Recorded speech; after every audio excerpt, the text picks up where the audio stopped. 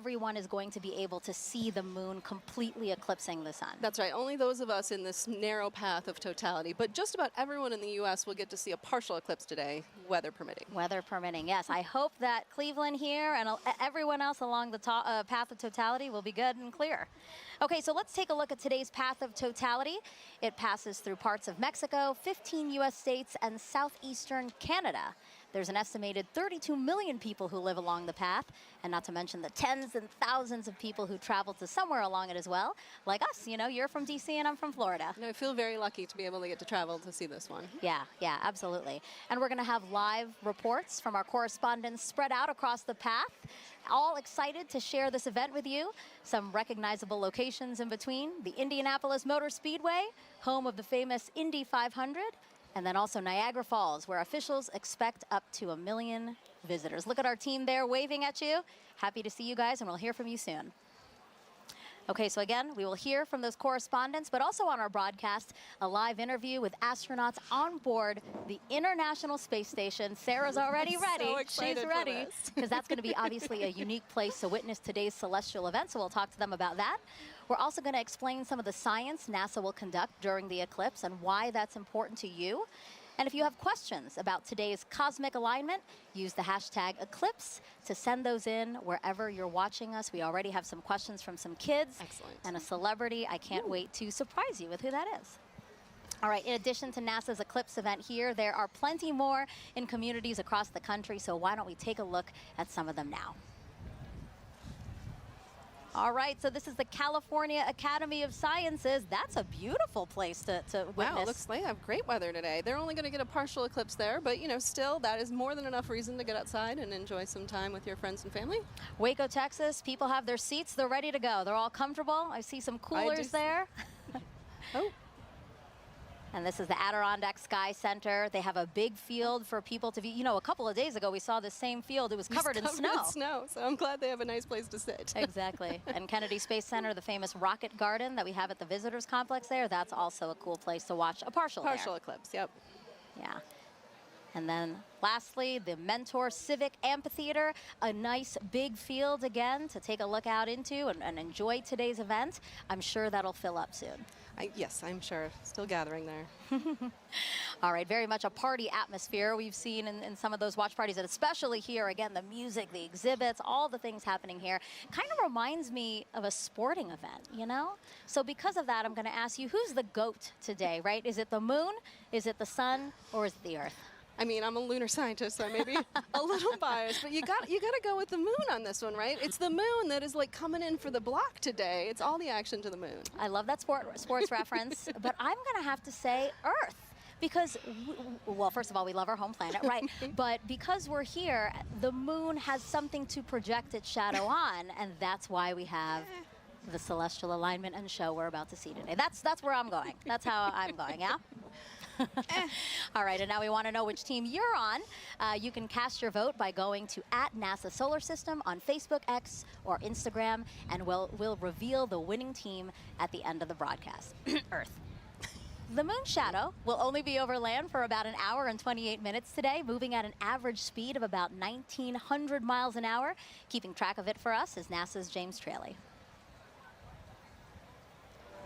Yeah, thanks so much, Megan. I'm going to have to go with option number 3 there, the sun, because it gives us the energy for us to thrive here on Earth. And speaking of energy, it is bustling here at the Kennedy Space Center Visitor Complex. I'm coming to you from our new Gateway exhibit, where we today only have a partial eclipse, but still super excited to be tracking all of today's events live with our Eclipse Explorer. This right here is a fantastic tool that was developed by our friends at NASA Goddard Science Visualization Studio. They put this tool together for us to track the eclipse down to the exact second. If you wanted to get an access to this yourself, get a feel for how this is going to look in your neck of the woods, you can go to go.nasa.gov/Eclipse Explorer, and you can track where your city is going to be, your zip code, by punching it into this little box here. It's going to snap right to your location and give you some key stats. You just saw Cleveland there, so I can bring them up here. Cleveland is expecting peak totality here to start at 3:13:45 to be precise, local time. They've got a time of totality of 3 minutes, 49 seconds, plenty of time to really sit back and bask in their moment in the fully eclipsed sun. I'm going to be tracking all of this all throughout the afternoon for you to make sure that you do not miss a second of this coverage. Even if you're outside of that path of totality like we are right here, more than 99% of the U.S. is going to be able to see at least a partial eclipse. Some places are already experiencing, you just saw that footage from Mazatlán a little while ago, they are already experiencing a partial eclipse. And as always, if you are in partial, be sure to wear proper eye protection to protect your vision so you can safely enjoy today's fantastic celestial event. Plenty of awesome stuff coming up. We're going to keep a keen eye on that weather. Cleveland's looking nice and beautiful, very clear skies. Megan, back to you. Thank you, James. And joining us now is Dr. Bob Lehman, a heliophysicist at NASA's Goddard Space Flight Center. Thank you. It's great to have you here. Thank you very much. So talk to us. Today's total solar eclipse, it's going to look very different from what we saw 7 years ago, right? It is, right. The sun is going to look, the solar corona is going to look very cool today. It's going to look cooler than it did last time. And I mean cool in the sense of wow. Not cold. Not cold, because the solar corona is like 1,000,000 degrees. But compared to last time, was close to the solar minimum, the minimum amount of magnetic activity on the sun. There's this 11-year or so cycle, and 2017 was closer to minimum, and 2024, April 2024 is pretty much close right to the maximum of that. So we're going to see the maximum amount of dynamism, of activity, and it's going to look, you'll see rays shooting out. And does that increased activity mean that we have a chance for new discoveries today and increased science? Sure. So in addition to the science that will be done because of the eclipse, just greater activity levels means that we have more chance to see what the sun is going to do, increased radiation levels, increased activity, eruptions that will affect the Earth. So how does that affect the Earth, and how do we study those effects? What do we have, the tools, the assets to study those effects? Sure. So we call the whole general thing space weather, so we get increased radiation or what we call coronal mass ejections, chunks of the sun that blow off and hit the Earth.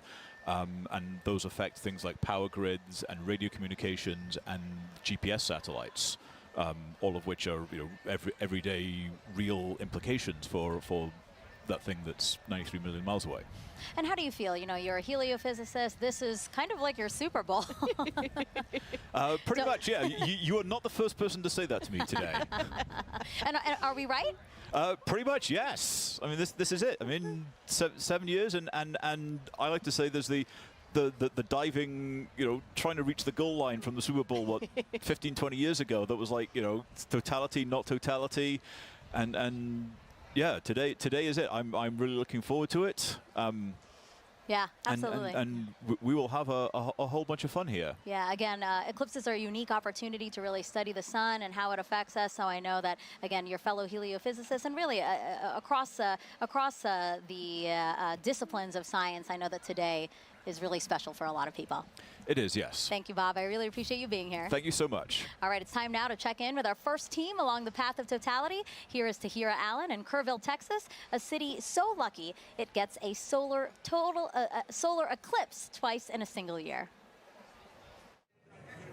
Thanks, Megan, and welcome to Kerrville, Texas. I'm Tahira Allen with NASA Communications. And I'm Gina DiBraccio, the Deputy Director of Heliophysics at NASA Goddard. We're live from the Kerrville Eclipse Festival, where tens of thousands are gathering to witness the second solar eclipse that has passed through this town in just 6 months. Now, this is incredibly rare, and people have traveled from all over the world to share in this spectacular moment right here at the crossroads of the eclipse. Now, Gina, we were lucky enough to be here last year for the annular solar eclipse. How does it feel to be back? You know, the annular was such a spectacular experience, but I'm already feeling even more energy today, and it's I'm like so double excited the crowd. to be here. It is. Yeah. No, and we have a full day of celebration in store. You know, the town really turned out for this event. This morning we heard from the mayor, and we are surrounded with food and shopping and different activities. I think I saw the Texas State Astronomy Club here giving out free telescope viewings. So it's just a really, really special moment for people to come together and enjoy this celestial event. It's right to hear it. And you know, we had some cloud coverage today. It's looking to be pretty good. It's going back and forth. So, you know, fingers crossed. Regardless of how this turns out, we have live music and dancing afterwards, so it's going to be a good day. Absolutely, and you know, I mean, this is going to be my first total solar eclipse, and so last year was incredible with the annular. Folks, if this is your first total solar eclipse, let us know in the comments wherever you're watching. We'd love to hear it. So this is also a good time to remind everyone that it is not safe to look directly at the sun without specialized eye protection for solar viewing. Now that is except during the brief phase where the moon is completely covering the sun, and that will only be for those in the path of totality. Now we have a special guest that you might recognize popping in to share some important tips to make sure you stay safe during today's events. Hi Eclipse enthusiasts, Lance Bass here, and I want to tell you how to protect those eyes and stay safe during a solar eclipse. During these celestial events, the sun, earth, and moon are in sync, creating solar eclipses. You can look directly at the sun during a total solar eclipse, but only when it's completely covered by the moon for a brief period known as totality. This is a really special moment. At all other times, you should wear eclipse glasses so that you don't say bye-bye-bye to your vision. Seriously. And eclipse glasses are not the same as regular sunglasses. No, they're not. Safe solar viewers are thousands of times darker and will have a specific certification that you should look for right here. Don't be a space cowboy and try to look directly at the sun. If you don't have eclipse glasses, you can use an indirect viewing method, like a pinhole projector. You can make one of these with something as simple as an index card with a hole, or a colander, or even your hands. With the sun at your back, you can safely project an image of the sun through the hole onto a nearby surface, like the ground. It's gonna be me who is wearing my eclipse glasses, and so are you. Now, you can't have an eclipse without the sun, the moon, and the earth. And as you heard from Megan and Sarah earlier, we've been hosting a friendly competition to see which one of these three teams that you're siding with today. Now, Gina, I feel like it almost goes unsaid here, but I have to ask. I don't want to assume. Which team are you repping today? You probably were going to guess sun. Oh, Team Sun. Who would have thought? You're right. No. So heliophysics, it's the study of the sun and its influence on everything. And it impacts all of our planets. And today, the solar corona is stealing the spotlight of the show. So Team Sun for me. I guess it really is the star of the show today. But you know what, Gina? I think I'm going to have to be a little bit biased too. Okay. So International Observe the Moon Night, which is NASA's annual celebration of all things moon, actually falls on my birthday this year. Okay. So I think I'm having a little bit of a lunar connection. All right, Team But Moon. for those watching, if you haven't joined the fun yet, you can vote for your Eclipse team on NASA's Solar System Facebook, X, and Instagram. We're going to be sharing those poll results throughout the show, so be sure to go vote for your team. Now, also during the broadcast, you can send us questions using hashtag Eclipse on social media. We have teams standing by online to answer, and we're going to be taking some of those questions live on today's show. Now, speaking about taking questions live, Gina, we actually had some kids send in videos before today's show. Oh, nice. So let's roll one of those right now. My name is Jonathan. My question is, will NASA do any experiments during the solar eclipse? Thank you. Oh, great question, Jonathan. Now, we have a bunch of different experiments that will take place during the eclipse today. So first, we're trying to study the solar corona. So we have NASA's WB-57 high-altitude research jet flying across the path of totality, taking pictures of that upper atmosphere of the sun, that corona, so that we can learn its composition, why it gets to be heated to extreme temperatures. But we also care about the eclipse's impact on Earth and the upper atmosphere. So we're launching 3 sounding rockets up into the atmosphere before, during, and after peak eclipse so that we can study how the atmosphere is changing as well. So, you know, we're studying it with a plane, we're studying it with rockets. Exactly. Any other way? You know, we have balloons, science balloons that are going up too, and we also have different ways that the public will be able to get involved in some of these experiments too. Thanks, Gina. And I actually have a great follow-up question to this. This is from Lisa on Facebook, who wants to know more about the sounding rockets. So they ask, why is NASA shooting rockets into the moon's shadow during today's events? Okay, let's talk more about the sounding rockets because they are a lot of fun. So the first sounding rocket will be 45 minutes before peak eclipse, the next one during that peak eclipse, and the final one after, 45 minutes after. And that's because we really want to understand the difference in density and temperature and these different factors in the upper atmosphere and really get a sense of how the atmosphere changes as the eclipse is coming and passes over. So we have all these rockets going up and it'll be a good day for that. Great, and hopefully we'll get to see a replay of that later on in today's show. That's right. Now, folks, it is really special for us to be back here in Kerrville, Texas, covering today's total solar eclipse. Just last October, an annular solar eclipse passed right through this town. Now, for a location to be at the crossroads of these two incredible celestial events is rare. Let's take a look at how the community has been preparing in the lead up to this big day. Kerrville is the eclipse capital of the state of Texas. It is known as being the capital of the Texas Hill Country. It's the epitome of Texas. Ranches, deer, beautiful streams like the Guadalupe here. Kerrville is very welcoming. It's a wonderful community. Tight-knit, small. It has about 25,000 people. Kerrville is blessed to be in that special square, the annular eclipse in 2023 and the total solar eclipse in 2024. We're talking about crossroads, you know, we get it twice. Two eclipses right here, right where I stand. It's statistically extraordinary. We get two in less than 6 months. Everybody's excited about it. City council, county commissioners, everybody's working diligently to be able to provide safe opportunity for the influx of people. This will be the biggest event in the history of the city, and that's why the city is preparing. We're preparing to make the event enjoyable for everybody who wants to see this tremendous natural phenomenon. I think that Kerrville has done an awesome job of preparing, way in advance. It's getting that message out to people to make sure that they're taken care of personally, but then there's the science part of it. Letting them know what is an eclipse. And I'm just having a great time going out and talking to civic organizations and clubs and talk about eclipses. So this will be my 4th and 5th solar eclipses. I've seen total eclipse in Nebraska. I drove 1,200 miles for a little over 2 minutes, and it was well worth it. And just couldn't believe the experience of the eclipse. I mean, it's still just, it literally gives me goosebumps every time I talk about it. It's a visceral, emotional experience that is just, you have to experience it to understand. I thought I knew what it would be like, but I gasped at the sheer wonder. It's going to be a, oh, you're going to hear that intake of air and oh. It was the most beautiful natural thing I've ever seen. So to have an eclipse basically in my backyard is just, it's indescribable.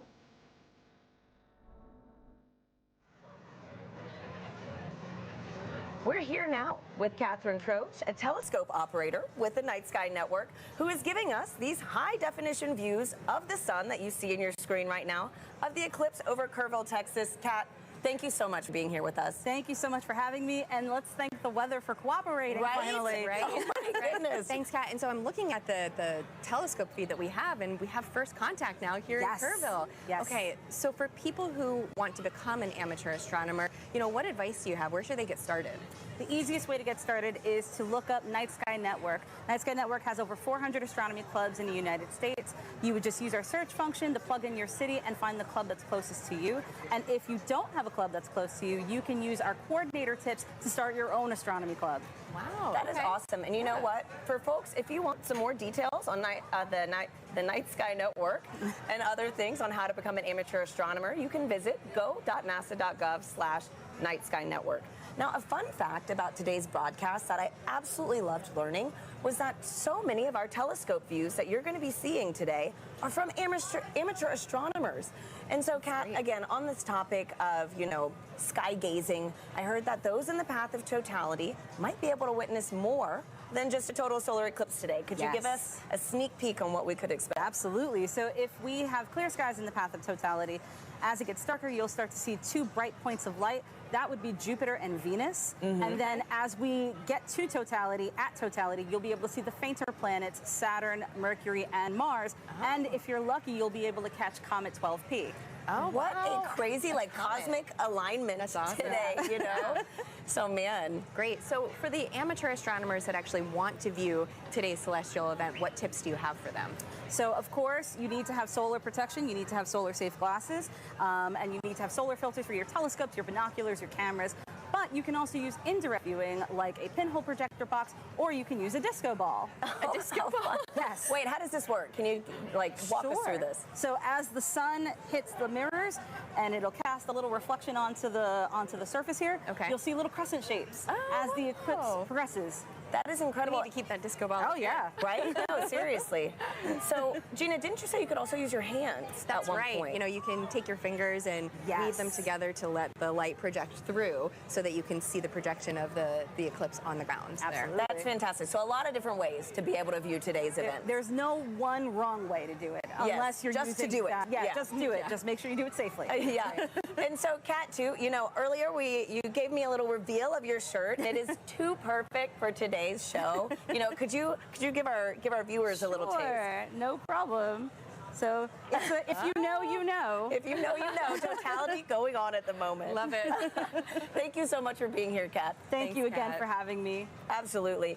And so now coming up soon, we're going to get our first views of the total solar eclipse as it begins in Mexico, sweeping across North America. We have correspondents all along this path who are going to bring you live into the action as it happens. First up, let's check in with Joy Ung in Dallas, Texas. Thanks to her and Gina. So welcome to the Dallas Arboretum and Botanical Garden. I'm Joy Ung, and as you can see behind me, we have a lot of people eagerly waiting for the total solar eclipse. It's so amazing to hear so many people talk about the sun and the moon, and what makes this day even special is that the eclipse gives scientists a really unique chance to do science. So to tell me more, I'm here with NASA scientist Dr. Ashley Greeley. Thank you so much for joining us. Hi, Joy. Thanks for having me. So firstly, how are you feeling about today? I'm feeling really excited. The skies are starting to clear out, and it looks like we might get a pretty good show. Fingers crossed. So earlier in the show, we learned that today's eclipse will look quite different from the 2017 eclipse. We're going to see more structures in the sun's outer atmosphere. So Ashley, can you tell me, why is that different? Why is the sun going to look different, and why is it changing? Sure. The sun goes through phases, which we call a solar cycle, that last roughly 11 years. And those are periods where the sun is less active and periods where the sun is more active. We're entering a time of solar maximum, which is really exciting because that means that the sun is more active. Its magnetic fields are more dynamic.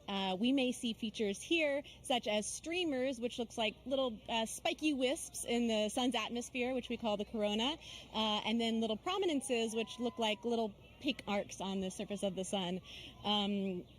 Yeah, we're really excited to see this, and we hope that we'll see some really interesting features. There may be a little bit of asymmetry as well in the magnetic fields, and I don't know, I guess we'll have to find out in about an hour. So the sun is changing. So do those changes affect life on Earth at all? Sure, yes. The sun does affect life here on Earth. We have a term that we call space weather, which applies to the field of study of everything from the sun to the Earth and in between, and how that affects life here. We are fortunate that on Earth we are protected from things coming from the sun by our magnetic fields, which shield us from those explosions that come from the surface of the sun that we talked about. And those can result in really fun occurrences, such as the aurora. There can be some negative side effects, but those are mostly limited to things that are outside our magnetic fields.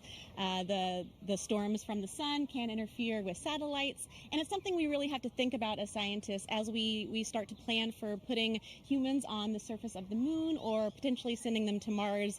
Those energetic particles that result from the sun can impact humans, so that's just something that we have to learn about and take into account. So the sun is always there, of course, but why are eclipses a good time to study these effects called space weather? Yeah, eclipses are a really cool time for scientists to be able to study the sun. It's really hard to completely cover the disk of the sun in order to study the sun's atmosphere, especially that inner part of the atmosphere. We're really fortunate that here on Earth, our moon is just the right size and just the right distance from Earth that it can completely block out the sun's disk during total solar eclipses. So we're really able to observe that inner atmosphere in a way that we can't normally. So this event is really exciting for both scientists and the public alike, and that's just such a cool experience to share together. Thank you so much, Ashley. So if you're lucky enough to be in the path of totality, keep an eye out for that sun's outer atmosphere, the corona, and you'll know that you see these spiky features, and it's because the sun is heading towards its most active phase. So for now, let's head to our friends in Russellville, Arkansas. Jasmine, how are things looking on your side?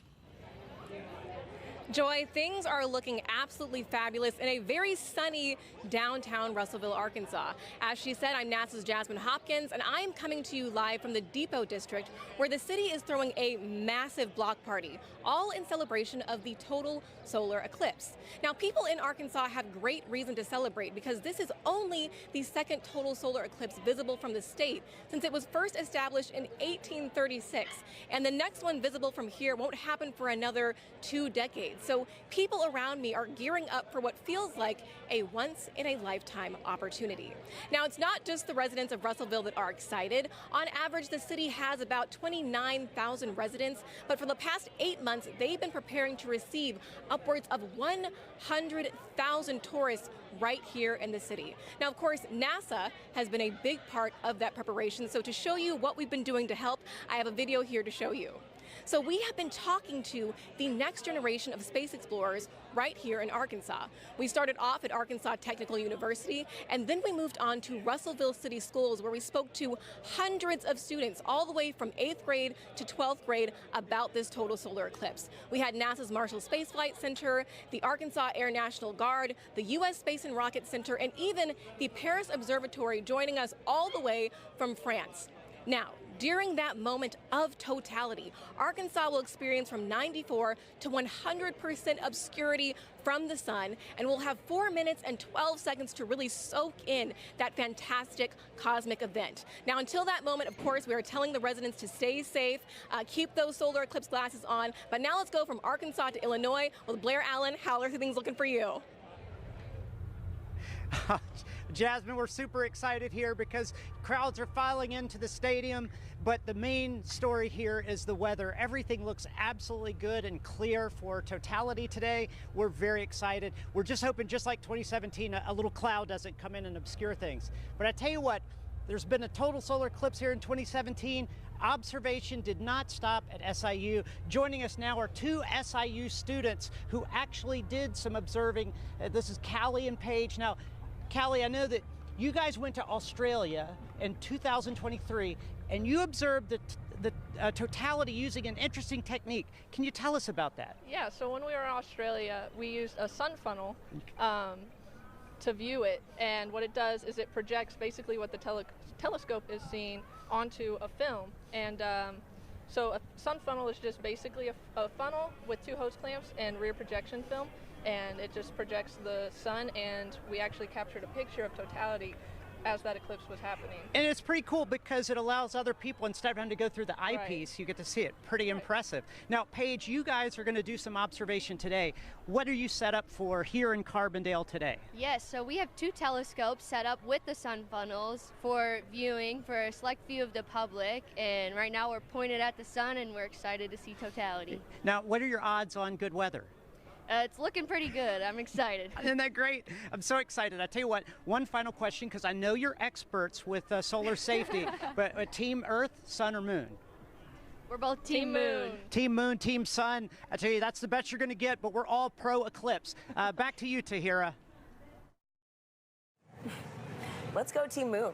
So, as you can see, folks, we've got a lot of exciting things in store all across this country, and that was only half of it. You're going to meet three more of our locations later on in the show. Now, Gina, we've got a ton of questions coming in online right now from our viewers. Yep. How do you feel about some Q&A? Let's answer some. Okay, perfect. Let's do it. So our first question is from Fair Cerritos on Instagram, who wants to know, how can I help NASA? You can help NASA by participating in the eclipse. If you can see it today, go outside, enjoy the moment, or download the Globe Observer app. You can do that right now before the eclipse crosses your path. You need a thermometer, and you just record the local temperatures and the cloud coverage. Fantastic. Globe Observer app. So thank you so much, Gina, and thank you to everybody sending in those questions. We'll take some more later on throughout the show. For now, let's check back in with Megan and Sarah in Cleveland, who are standing by with an out-of-this-world surprise. Yes, quite literally that, Tahira, because we have a special treat for our viewers right now, joining us live in space, 250 miles above the Earth in the International Space Station. Everyone, please help us welcome NASA astronauts Jeanette Epps and Mike Barrett. Sarah, you've been waiting. I'm so excited. For this. Oh, there they are. Hello, everyone. Oh, Jeanette, Mike, thank you for joining us. It's a pleasure to join you guys, and I hope everybody appreciates NASA scheduling this eclipse to bring the world together.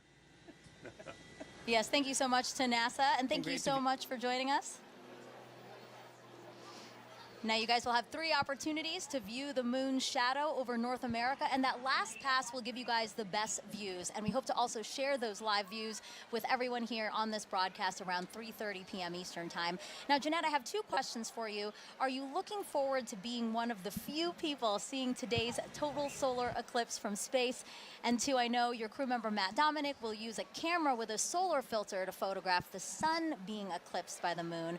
Will you also be taking photos of the celestial alignment?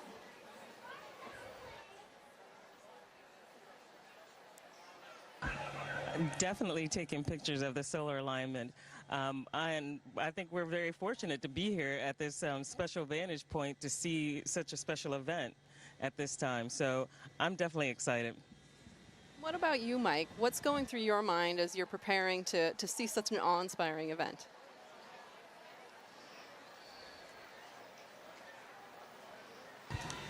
Well, admittedly, I'm a bit of an eclipse junkie. You know, my first one was like when I was 19 with the homemade telescope in the desert, and a few since then. And actually, during the 2017 eclipse, I was on a chartered aircraft several hundred miles off the coast of Oregon watching it. And I got a strange bucket list, and this is one of the things that's on it, to actually watch an eclipse shadow cross the Earth from space. So I'm ecstatic to see this box gets checked and just to see this amazing thing from up here.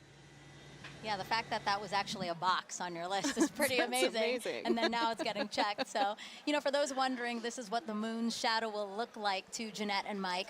We're going to show you video taken from the space station of the total solar eclipse in 2017. And you can clearly see the shadow moving across the top of your screen there from left to right. We actually sped up the video so you can see more of that transit. This would look a lot slower to them, but really cool. Jeanette, eclipses give us a unique opportunity to study the sun and how it affects the Earth. Can you tell us about the atmospheric waves experiment attached to the outside of the space station right now?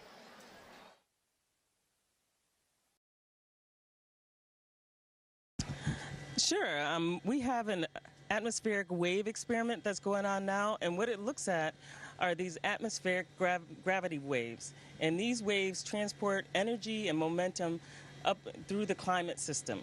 So with the imager on the atomic wave experiment, we're going to look at how these atmospheric gravity waves impact our Earth's climate, how it can impact our space and global and all of our comms, how it can affect our navigation system.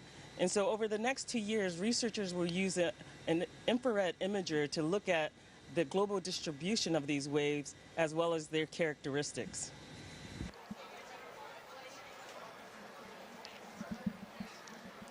Mike, how does it feel to have a hand in maintaining the space station so that important science like the atmospheric waves experiment can happen?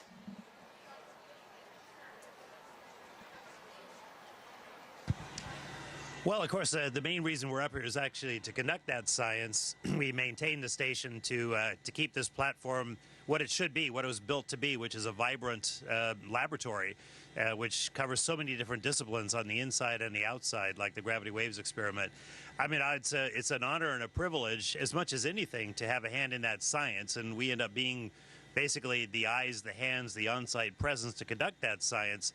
And we get to be the first to see results of just amazing things that are years in the making by a bunch of really smart, ambitious scientific teams on the ground. So that's really where the joy is. Maintaining the station is just like maintaining a research ship, something I actually quite like. So I feel very much at home in that role. It's still blowing my mind. I mean, we're here in Cleveland, Ohio, live. You guys are up in space in the International Space Station. I can't believe the opportunity that has been afforded to us, and I hope our viewers really enjoyed this time with you. And I hope you enjoy the show from up there.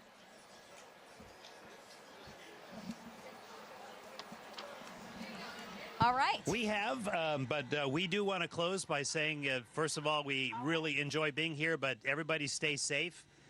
And use the simple means to protect your eyes as you look at the eclipse, as Jeanette and I are modeling here.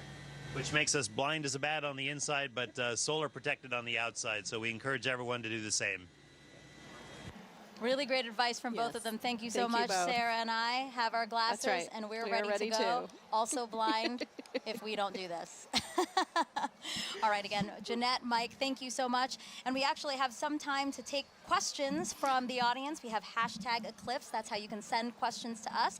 So let us take a video from another curious kid we have watching. Hi, my name is Adrian. My question is, why will we not see a total eclipse in California? Thank you. That's a great question, Adrian. So we only a precious few today are going to get to see a total eclipse because the moon is so much smaller than the Earth. It only casts a very narrow shadow. But still, even in California, you're going to get to see a partial eclipse, and that is still a really cool event. So I do encourage you to get out there and see it for yourself today. Yeah, absolutely. So again, hashtag Eclipse. Wherever you're watching us, drop that in the comments, and we'll try to get to as many questions as we can on the show. Okay, so we have obviously people celebrating with us online and at events across the country. So why don't we check out some of those events again now? Waco, Texas again. People look very, very comfortable in their camping chairs and spread out on picnic blankets. They look like they're having a good time. Yeah. A few clouds. A few clouds, but again, they have some time there before. Kennedy Space Center, they will see a partial eclipse. We have some people walking around the Rocket Garden. Oh, it looks like they have beautiful weather there. California Academy of Sciences, yes, they do. They have clear skies. We're very, very jealous over here. And then the Mentor Civic Amphitheater that's starting to fill up. Exactly. There were fewer people when we checked in ago, but now lots of people there and lots of people at the Adirondack Sky Center. I wish I could wave and say hello. They look like they're getting ready for some stuff, though. Yeah, absolutely. They've got a Again, the little time to snow wait. cleared out because Yeah. there was snow over the weekend, but now it looks like a beautiful, probably still crisp day there for them. Okay, and now we're back here with astronaut Steve Bone, who's looking around, taking in the sights, Steve. I am. see. It's just an amazing amount of people. It's really cool to see. Yeah, it's really- absolutely. you can feel the energy. And it's really beautiful. cool that you're here. So Steve is here because, you know, obviously, as we've been saying throughout the show, you really should have these glasses to safely view the eclipse. But if you don't have glasses, that's why Steve is here. So Steve, I see that you brought some supplies for us. I did. I have a little bit for everybody, and we'll see how we can do here today. All right. So this is like a pinhole viewer, and so it's basically a pinhole camera. I don't know if you ever had to do that when you were a kid. Is make a little camera by basically poking a hole in a piece of paper. Okay. And then using that to focus onto a screen. Okay. And so we all have pins here, I guess. Yes. So we have a paper plate, we You have your have Eclipse pin. index card, and we have pins. And I have my Crew 6 pin. Nice, nice. All right, so what do we do, Steve? Basically, all you have to do is poke a hole in the cardboard. Okay. And the sides of the hole will determine the focal length, the focal distance of your viewer. And it Okay. has to be big enough that the light will come through. And it's sometimes hard to do if we don't have like direct sunlight. So you want to make sure you have a big enough hole. I think Okay. that'd probably be enough. Yeah. And then what you'll end up doing, if we had the sun, you could basically over your shoulder, don't look at the sun. Sun behind us. Sun behind us. Yes. And so you hold this up, and you'll see, you can actually get, there it is. I can see. We do see it with the lights, the studio Yeah, lights. you only need a little bit, and then depending on how far in and out you move it, and the sides of the hole, that gives you your focal length.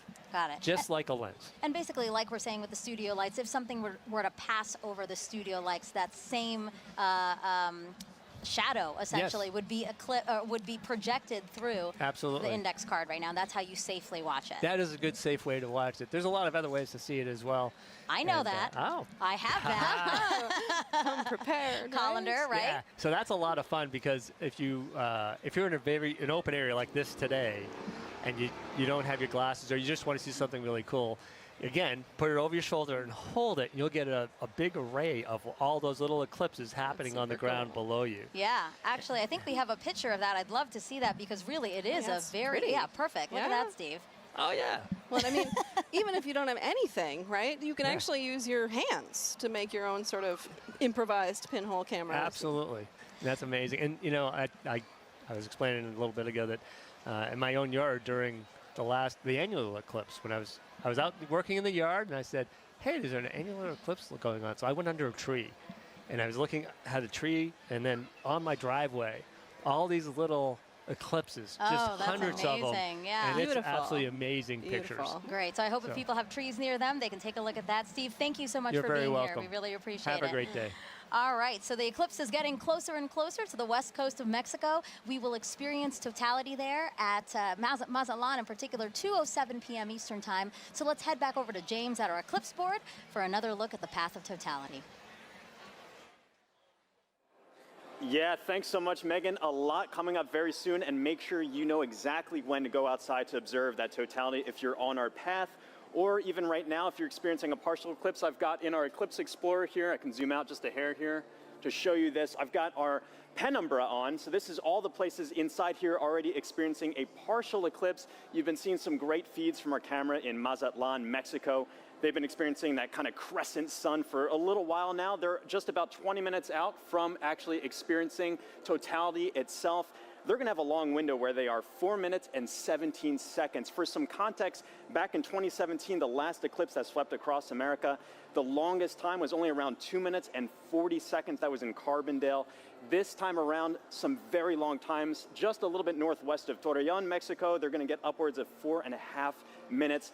A lot of time to really observe it, but just make sure that you know when to be outside. And as always, access that tool at go.nasa.gov/Eclipse Explorer. This is going to keep moving on. You see this little thing. I have this actually running in real time. This is our shadow of totality. This is going to continue to move further and further to the northeast and actually make landfall in just a few moments in Mazatlán, Mexico. As you've seen all throughout the broadcast, we've got correspondents all up and down the U.S., all the way up to Maine, covering this live. Very excited to continue tracking this. Make sure you know what's going on here. But for now, back to you, Megan.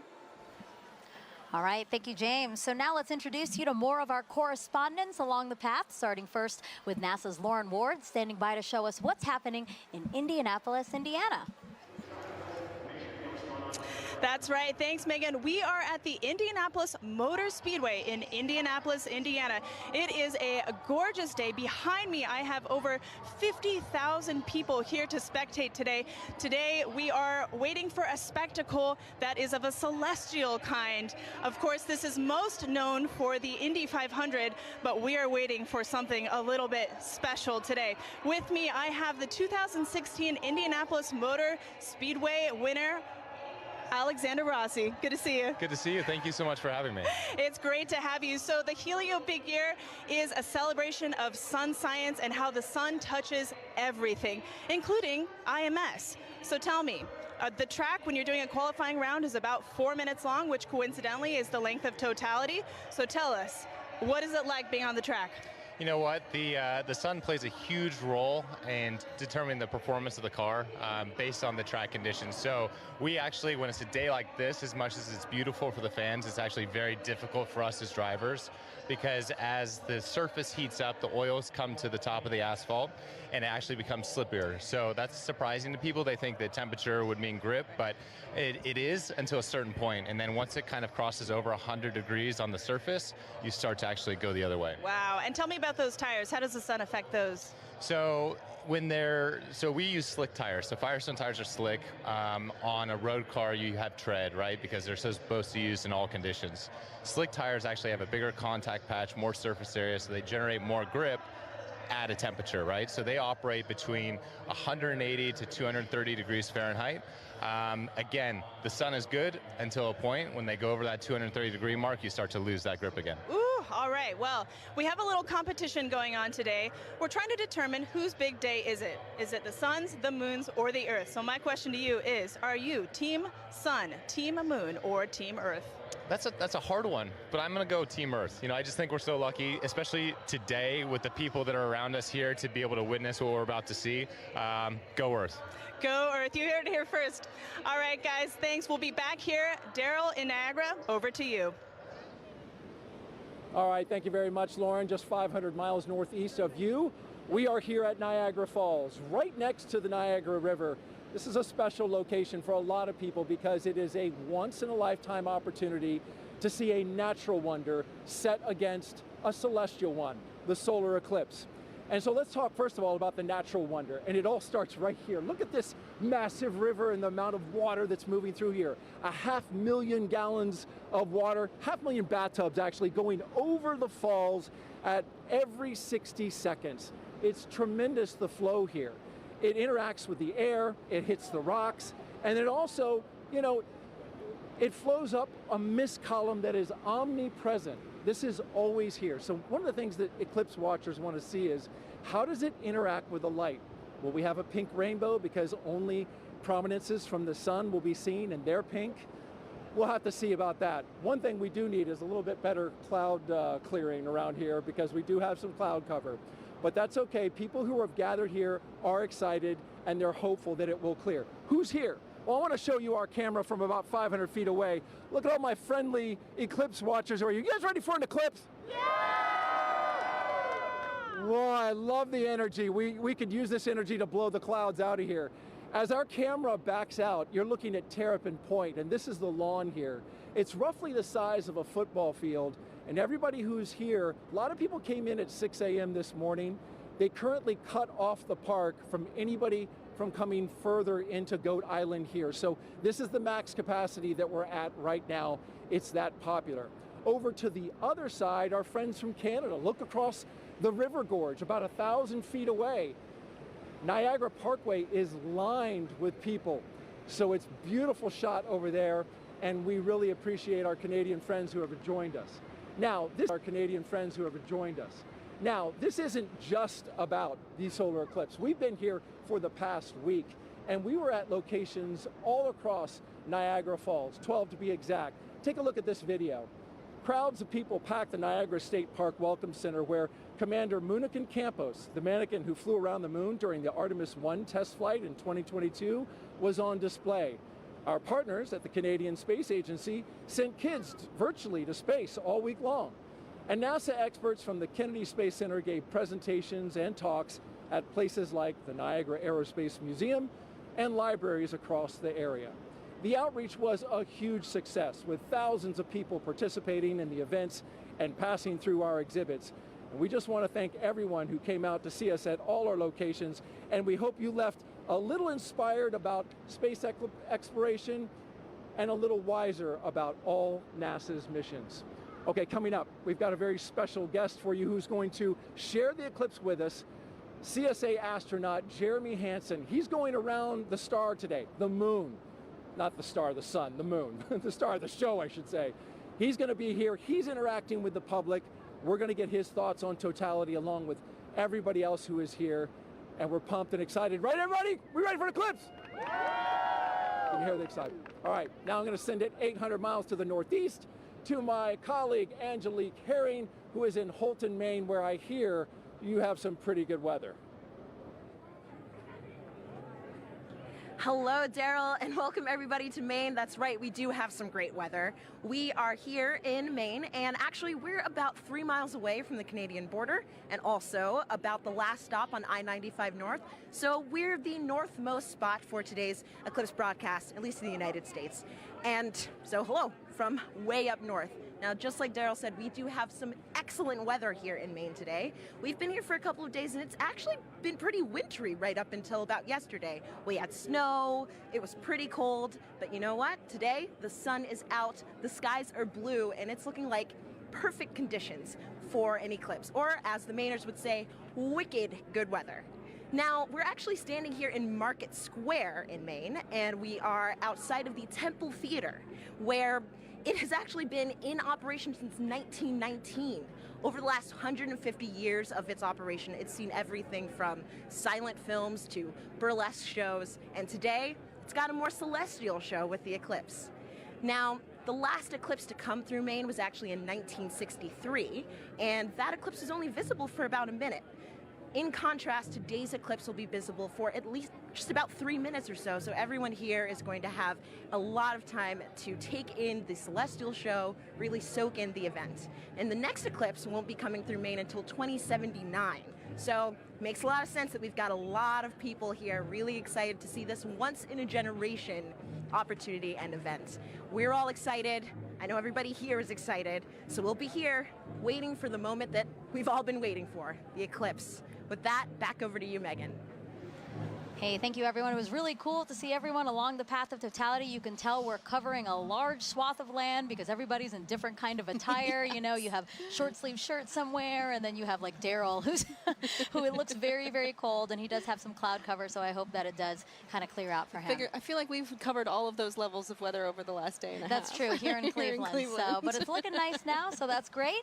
And actually, if you were watching our screen here, we just had a view of the eclipse in Mazatlán, Mexico. In about 10 minutes, that's when we'll start seeing totality in that area. And in that time, the U.S.'s top doctor is encouraging everyone to try and watch this celestial event for our physical and mental well-being. Hi, everyone. I'm U.S. Surgeon General Dr. Vivek Murthy. I'm thrilled to be joining you today as you gather to experience a truly awe-inspiring event, the last chance that we'll have to see a total solar eclipse in the contiguous United States for the next 20 years. The sun is a universal source of light and life. It contributes to our physical, mental, and emotional well-being, and it unites all of us. Today, no matter where you're watching from, whether it's along the path of totality or a partial solar eclipse, you are sharing the experience with millions across the nation. And moments of connectedness like this truly matter. Last year, I issued a Surgeon General's advisory warning about the public health crisis posed by loneliness and isolation. I shared that our connection with one another is a powerful force that can help protect against the damaging physical and mental health impacts of loneliness. What better reason is there to come together with friends and loved ones than to share a once-in-a-generation experience like the solar eclipse? This is an experience that will stay with you, precisely because of the awe that it inspires. Awe allows us to step outside of ourselves, giving us fresh perspective and opening us up to connections. So grab your eclipse glasses and let's enjoy this moment together. Some great advice. Thank you so much. All right, we have time for other hashtag eclipse questions. Sarah, are you ready? I am absolutely ready. All right, let's take a look at this video from a familiar face. Hey everyone, I'm Scarlett Johansson, and I play a NASA Public Affairs Director in the new film, Fly Me to the Moon. I hope everyone is safely enjoying today's eclipse. I actually have a question about the moon for NASA. So during a total solar eclipse, I've heard that craters and features on the moon play a role in what viewers see on Earth when the moon blocks the sun. So why is that? Question, Scarlett. So yeah, as we, the moon isn't a smooth marble. It actually has big, high mountains and valleys, these craters. And as we approach totality, sometimes you'll hear people talk about Bailey's beads. And these are the last few moments of sun creeping through those deep valleys just before we hit totality. Yeah. Absolutely. Thank you so much. It's so great to have you here to answer some of these questions, and we plan to take more. If you send them in, hashtag eclipse again. Okay, if you're just joining us, I'm NASA's Megan Cruz, and this is NASA lunar scientist Sarah Noble. And as you can see, you are watching the official NASA broadcast for today's total solar eclipse. And we are in the heart of downtown Cleveland, where NASA is celebrating this celestial alignment. Take a look at our shot from the air.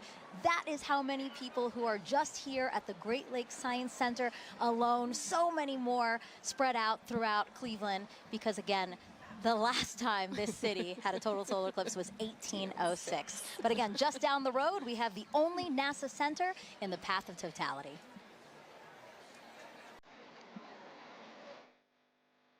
When it comes to NASA, I think a lot of people initially think of rocket launches in Cape Canaveral or astronauts floating above the Earth in the International Space Station. But there's a lot of research and engineering and testing that needs to happen before anything can fly. And we have those capabilities: supersonic wind tunnels, microgravity drop towers, vacuum chambers, and a research aircraft hangar.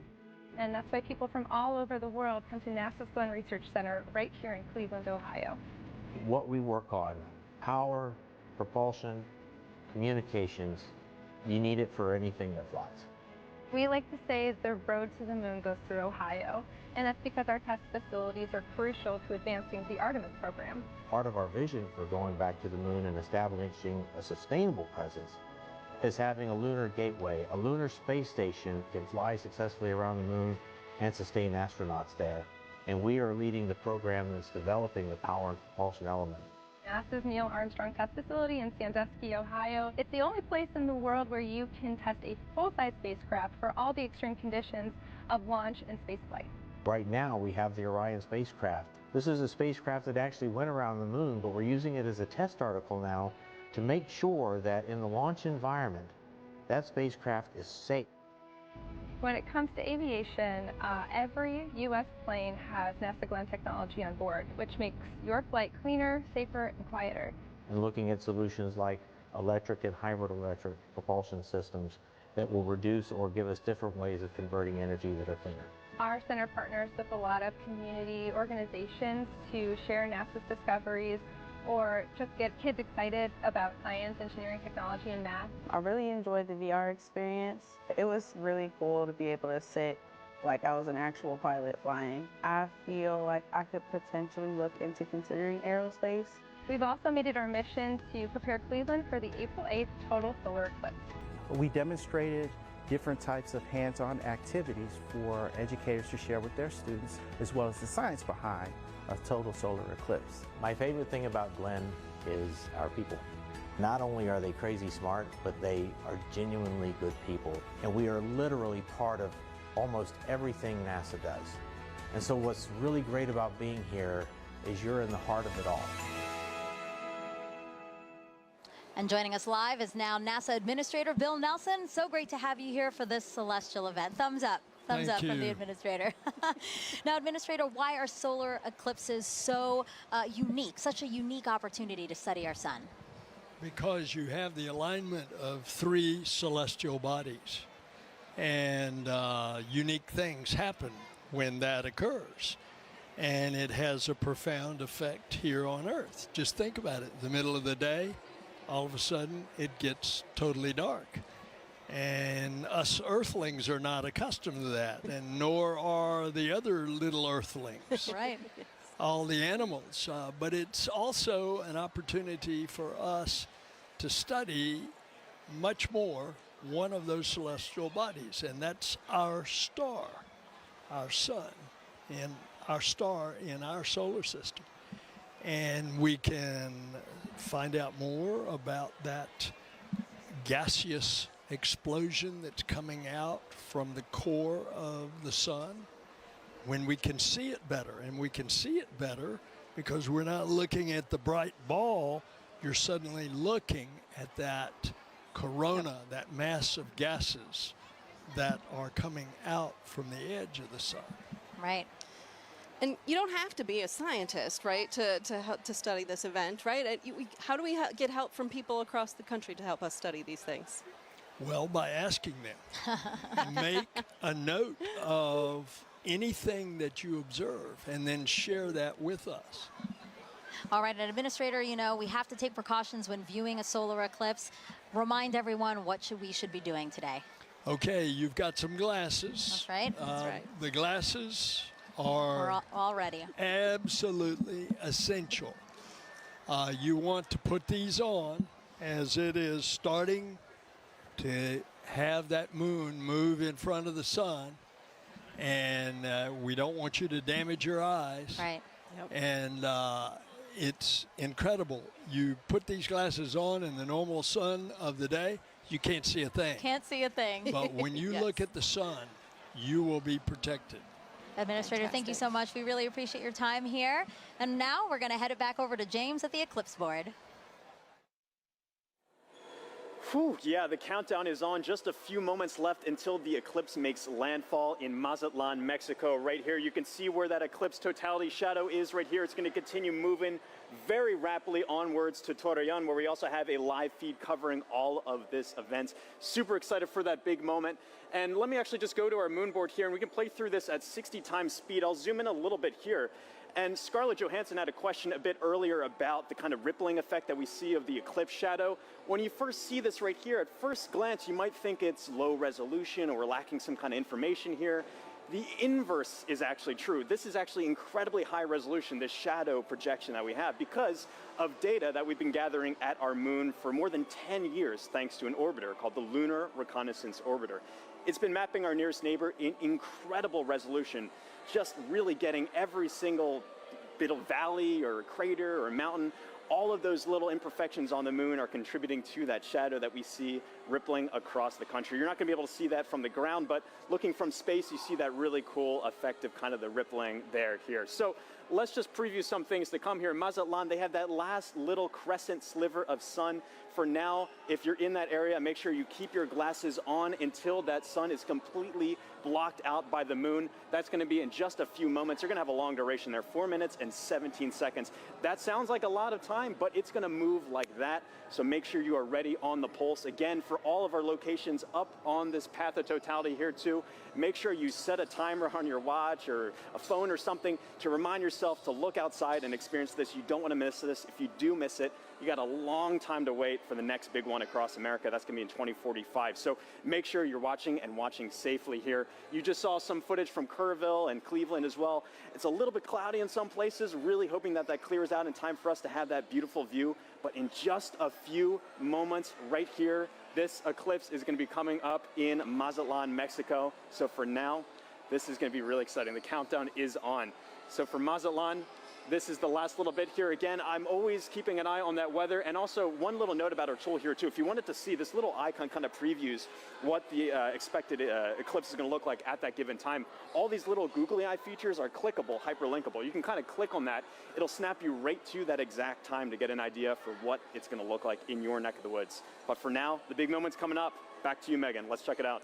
All right, thank you, James. And as you can see, wow, we just have a tiny little faint sliver left of the sun in Mazatlán, Mexico. We are expecting totality in 1 minute and 35 seconds. You know, joining us now to walk us through this, Kelly Corrick, an astrophysicist from NASA's Heliophysics division.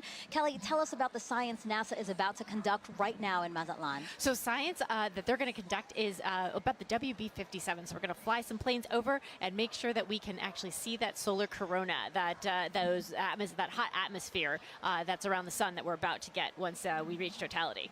Yeah, and it looks like it's almost there. Yes, it's almost there. You know, we have a view right now of inside the cockpit of one of the WB-57s, or at least we're efforting one, because as you said, this is going to be a huge part of what we do in Mazatlán.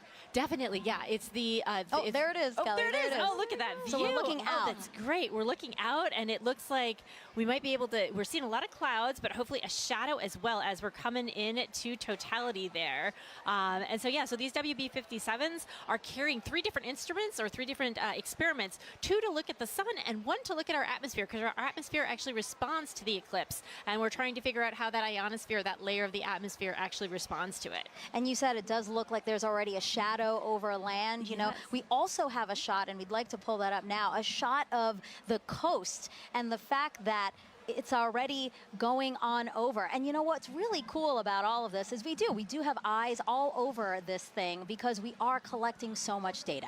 Yeah, definitely. I mean, we have the stuff here. We also have rockets on the other side of the country being launched to, again, study that. Oh, look at that. There's the diamond ring. That's right. We're not there, but I feel the energy just watching it. Yeah, so this is because of the craters and the peaks and valleys of the moon, we're seeing the last bits that are just getting through, and now we're getting to totality. This is great. So you're starting to see those pink fingers out there kind of sticking out. Wow. So again, totality here in Mazatlán, Mexico, the first community in North America to experience the moon completely eclipsing the sun. And if you are in Mazatlán right now, it is now safe to remove your eclipse glasses for the next 4 minutes. And you mentioned some of those pink filaments that we're seeing, right? Can you talk us a little bit through that, Kelly? Yeah, so those pink filaments, because they're helium-rich, that's why they're appearing pink and they're hanging out there. Those could be the start of space weather. So there are lots of tons of material, billions of tons of material that could possibly be one of those explosions for space weather, the reasons why we really study the sun and try to understand how to live with the sun. Well, can you explain why space weather is important to us here on Earth? Definitely. So it's not just satellites that are interested in space weather. It's also our power grids, because of those energetic particles coming from those big explosions that could happen in the sun. That could damage our power grids. It could also do things like interfere with GPS signals. And I know we all use our phones to navigate everywhere. So if we didn't have that, that would be a big problem. So we're looking to understand it better so we can all mitigate all those things. Some of the movement we're seeing here is just our telescope operator adjusting, because again, they needed to make some changes for before totality. Now they're viewing it a different way, and then after totality, we might see some shakes there as well. But I really just cannot believe how crisp it is. As we said, it's not a marble, but I mean, just the view of it is so crisp with these little, again, those filaments are just amazing that we can see that to such accuracy, you know? Right, definitely. And also the white fuzz. I mean, you're seeing something that's 1,000,000 degrees just hanging out all around the sun. And, you know, 3 billion Earths can fit inside of there. So there's a lot of atmosphere there, all around there, just hanging out, being very warm. And so, you know, one of our mysteries is, and one of the B-57s are addressing. There you go, WB-57, our pilot. Yeah. He's flying. So basically, Kelly, he is going to fly and try to chase down the shadow for as long as possible, keep up with it as long as possible. Exactly. The shadow is much faster than the plane. However, they can chase it for a while and get an extra 2 minutes. So on the ground, we can only get 4.5 minutes, and they're going to get 6.5 for that plane. I love that they're waving to us. Oh, there you go. And now we're flipped. Now we're seeing the front. So again, they are in night. I mean, it looks very dark with only some light in the horizon, yeah? Right, yeah, and that's what we'll expect wherever we see totality. Is the night sky is very dark. You might even see some planets or stars, and then you'll see like twilight all around in 360 degrees. What an amazing vantage point as well. My gosh. I'm very jealous. Kelly, are you jealous? I kind of feel like you're jealous. I'm kind of a little jealous. Yeah, I kind of want to, you know, see if I can make a faster plane so we can, you know, follow it the whole way. Plus, they're up above the clouds, so they don't have to worry about the clouds. Exactly. Well, I do want to say a big thank you to the WB-57 pilots and the whole team supporting them for that great view. That was awesome. Kelly, you know, you have a wealth of knowledge when it comes to the sun. And for those watching, if you're interested in learning more with her, check out her and other experts featured in the Sun series of NASA's Curious Universe podcast. And that QR code will pop up on the screen, and that'll take you straight to the episodes.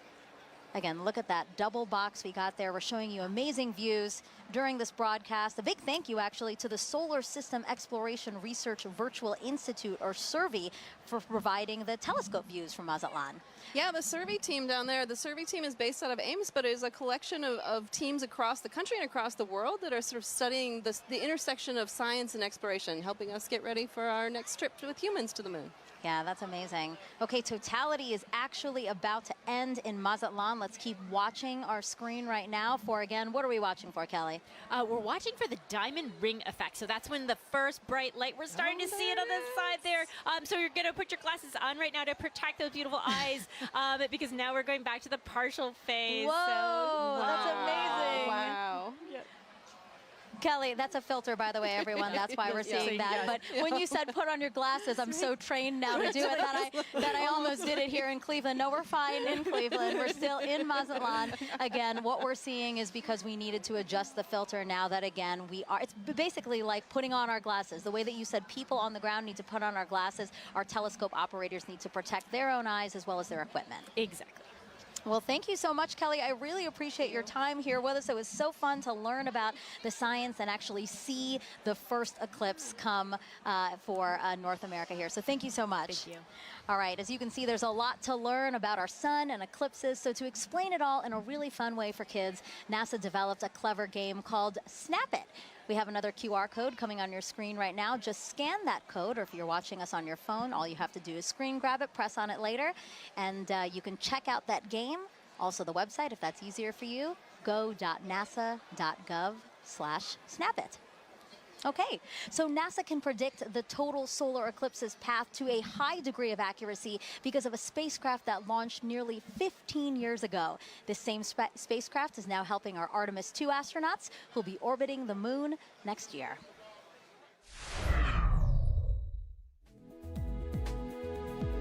NASA's next step in establishing a long-term presence on the moon is sending 4 astronauts to fly around it with the Artemis 2 mission.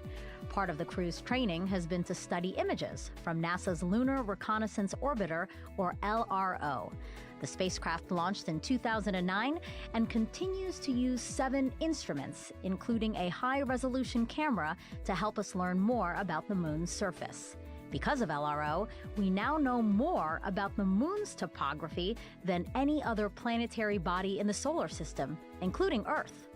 The Artemis II crew used LRO data and photographs to learn how to identify lunar landmarks they'll see from orbit and to seek out sites of scientific interest, like possible landing spots for future explorers. While helpful for planning Artemis missions, people back here on Earth also use LRO to predict the shape of the moon's shadow, or umbra, during total solar eclipses. The moon's shadow will change throughout the eclipse, depending on the lunar terrain and the elevations of observers on Earth. People may even see what looks like an arc of solar diamonds around the moon as sunlight peeks through lunar features like craters. That's a look at your Artemis Moon Minute.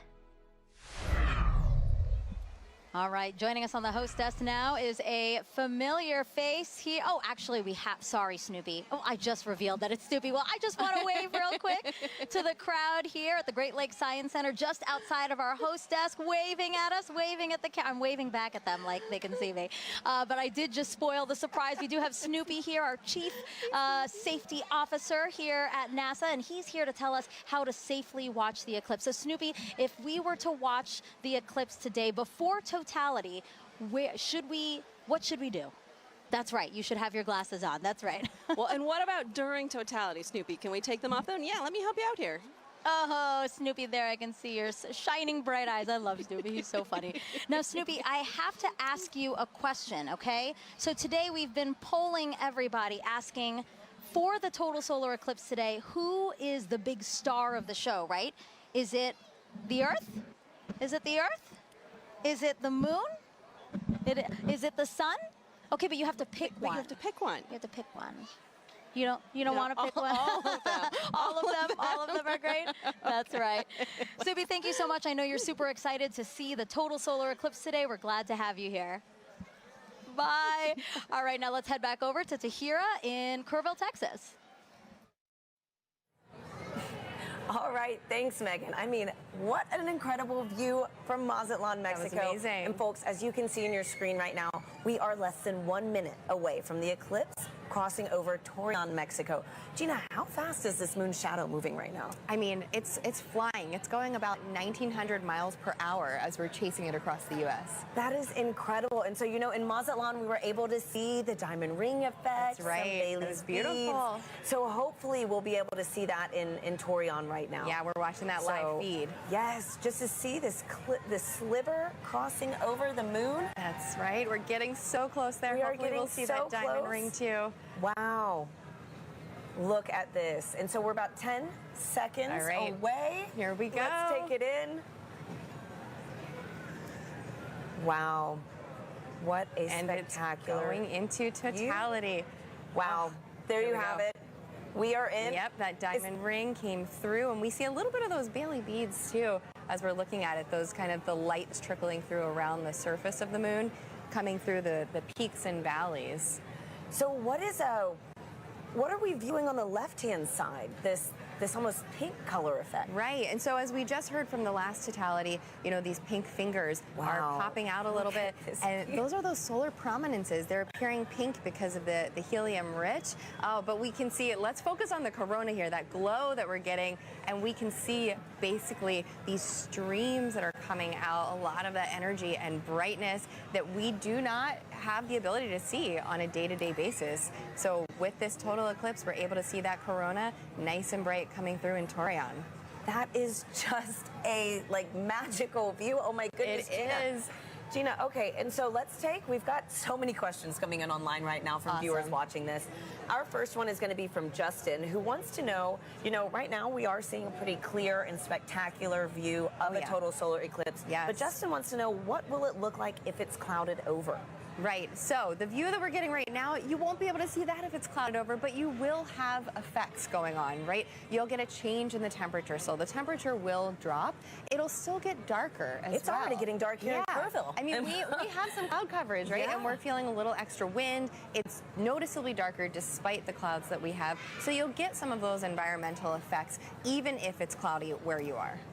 And so a great follow-up, you know, we've got Halloween Ghoul on YouTube who wants to know, again, Will the temperature change during totality, which I know you mentioned that it will get a little bit cooler. Yes. But do you know about how many degrees we can expect? Yeah, you know, it depends on the location, the humidity, multiple factors, but it can change by about 10 degrees or so, depending where you are, maybe even a little bit more than that. And, you know, we're feeling a little chilly kind of where we're sitting compared to what it was earlier. And I mean, I'm just staring at this view of totality that we have in Torreón. So we're about halfway through totality right now in Torreón, Mexico. And again, I know folks said that this is almost double totality than 2017, right? That's right, that's right. And so in 2017, we had a little more than 2 minutes. So we're lucky enough this time that we have over 4 minutes in some places too. This is so beautiful. And so our next question from Sibel on Instagram wants to know, why is the sun more active right now? Oh, so the sun is more active because we have an 11-year solar cycle. The sun goes from solar maximum to solar minimum, where it's changing its level of activity. Oh, and as you're seeing the screen, yeah, so I see in that the bottom right there, we can see that prominence extending out. And as we heard earlier in Mazatlán, you know, that is potentially the beginning of space weather activity. So we're talking about solar maximum. If there's a time to see any of that space weather activity during the total solar eclipse, this is the time to do it. So let's watch that as we go through totality and our other locations too, and maybe we'll be lucky to see some of these features change for us. That is so beautiful. It is. And so Gina, too, you know, how we're in a higher cycle, solar cycle right now. How many years, you know, is that fluctuation? Right. The solar cycle goes on for 11 years when it peaks in activity, and that's where we are, where the latest predictions are that we will reach that maximum sometime this year, and then it'll decrease in activity going back down to solar minimum. And so, Gina, I've got time for one more quick question from Christopher on X, who wants to know which other planets have the best eclipses. Oh, okay. Well, that's right. So eclipses don't only happen on Earth. Let's talk about Mars, for the fact that Mars does have eclipses when the moon crosses in front of Mars. Mars has 2 moons, and the rovers on the surface have captured images of those. But no other planet has a view quite like this, right? Nope, that is special for us. Just the distance and the size of the moon makes it such that it will completely block the sun as it's doing today. Wow. And you can see there's that diamond ring effect as we are coming out of totality in Torreón. What an incredible Wow, it's a bright one view. too. Look at that. That is a bright one. And so is this what, a Bailey's bead, or? So that's going to be that diamond ring, just how bright it is. Bailey beads are a little bit smaller as they kind of bubble over the surface, but folks who are in that location should have those safety viewing glasses back on so that they can now view the partial eclipse that they are experiencing. Well, that is fantastic. And you know, the next time we see this eclipse, it's going to be right here in Kerrville, Texas. So folks, the countdown is on. We've got about 10 minutes until we see this with our own eyes. You can hear people Yes, big moment right here in Kerrville. For now, let's check back in with Lauren at the Indianapolis Motor Speedway. Thanks to Hira. We are getting close to eclipse ourselves, but for now, we have a very special guest, NASA's very own Pam Melroy, Deputy Administrator and former astronaut. Pam, it's good to see you. Oh, it's great to be here. I'm so excited. It's very exciting. So what's it like being in Indianapolis for an exciting event like this? Well, it's a beautiful day here. And I love the fact that we're here with thousands of people in the Indianapolis Motor Speedway. But we're joining with millions of people around America looking up together to the sky. Absolutely. And tell me, is this your first eclipse? It's not my first eclipse, but it will be my first totality. I've seen several partial eclipses, but there's something mystical and mysterious and in some ways unifying about a total eclipse, and we're all going to feel it together. Absolutely. We could not have lucked out more on this weather today. So as a former astronaut, we know that sun science and space weather are very important to keeping our astronauts safe. What is space weather, and why do we care about it? What is NASA doing to study it? Yeah, that's right. It's actually very important. It is of concern for astronauts who are in space because they experience the radiation of the sun that comes from solar flares and solar weather. But the reality is it's also affecting life here on Earth. It impacts the upper reaches of our atmosphere called the ionosphere, which is an electrified part of our atmosphere. that is a conduit for communications. It's critically important. It can even affect power grids. And of course, if you ever have seen the Northern Lights, you've seen the effect of solar weather. So, but really the focus for today is where that solar weather starts, and that's in the corona, the sun's atmosphere. It's very unusual, and we don't exactly know what's happening because the sun's atmosphere is millions of degrees hotter than the surface of the sun. So we are hoping to learn today more about how that happens and why that happens so that we can better predict those solar flares and those things that impact us here on Earth. Yeah, that's all extremely important and something that we're learning a lot today too.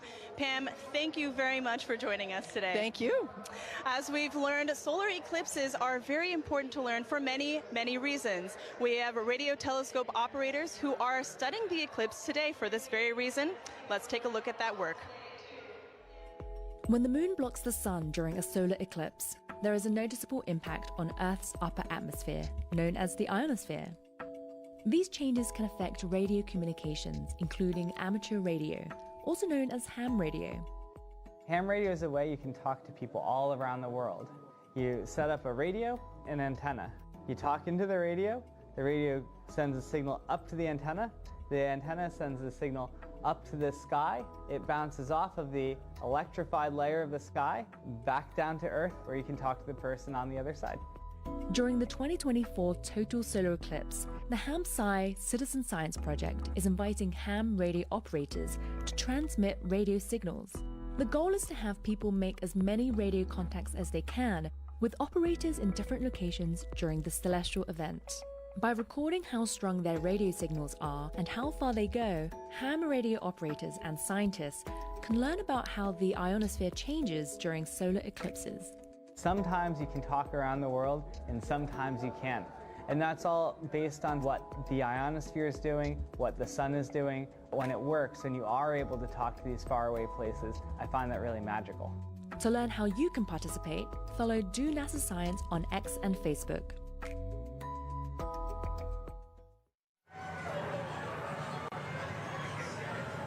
And we are minutes away from the total solar eclipse over Kerrville, Texas. The temperature is dropping. As you can see, I have to throw on a jacket. The sky is dimming. We're on the edge of our seats, and we are joined now with astronaut and commander of the Artemis II mission to the moon, Reed Wiseman. Reed, it's an honor to have you here. Thank you. The crowd noise, like the fact that the sun is behind the clouds most of the time and peeking out, it's so wonderful. I know. Thanks for being here, Reed. As you can hear, like, we are ready. We are right there. So exciting. So tell us, Reed, you know, obviously everybody is excited, but have you seen a total solar eclipse before? Never a total, so I will share this darkness with you and this whole crowd the first time. Oh my wow, gosh, this is incredible. That's so great. too, you know, what considerations do you and your fellow Artemis astronauts need to think about when related to the sun when traveling back to the moon? Well, it's great to see Pam Melroy on your last clip, a dear friend of mine, so it was nice to see Pam's face over there. But when we're heading out to the sun, it's really radiation is our big thing that as we're heading out to the moon, it's really the solar radiation that we're most thinking about there as the danger from the sun, and the Apollo astronauts dealt with it, and we've dealt with it for a long time on the International Space Station, and we have a lot of data from the moon, from our NASA probes that have gone out there and collected, so we think we know what we'll encounter. Great, okay. And tell me, Reed, how does it feel to be the commander of NASA's first crewed mission going back to the moon since Apollo? I'm flying with Victor Glover, Christina Cook, and Jeremy Hansen, the Dream team, yes. I know, so every day that I go into work, I won't say every day is easy, but every day is fun, and I'm flying with people that have principles, they have integrity, and they have just so much knowledge and professionalism. It's a dream come true. And getting to work with the whole team, the international team, it's the best. Wow. Well, thank you so much for being here with us, Reed. You know, really quickly, do you have any advice for anybody that might want to follow in your footsteps one day? We always say that you have to find that job that you love, go all in on it, live your best life, be as good of a professional as you can, and someday apply for the program. And we look forward to seeing your application come across our desk. Thank you, Reed, and good luck on your upcoming mission. Thank you. Great to be here. Now, if anybody feels like reaching for the stars, NASA is actually currently accepting applications to be an astronaut. You could one day travel to the moon and eventually to Mars. From teachers to scientists to even those in our armed forces, we are looking for a diverse group to take humanity farther into the cosmos. You can apply now through April 16th by visiting go.nasa.gov/astro2024. Now, timing is everything when it comes to pulling off successful science during an event like today. Let's hear from a very special guest who also knows a thing or two about perfect alignments.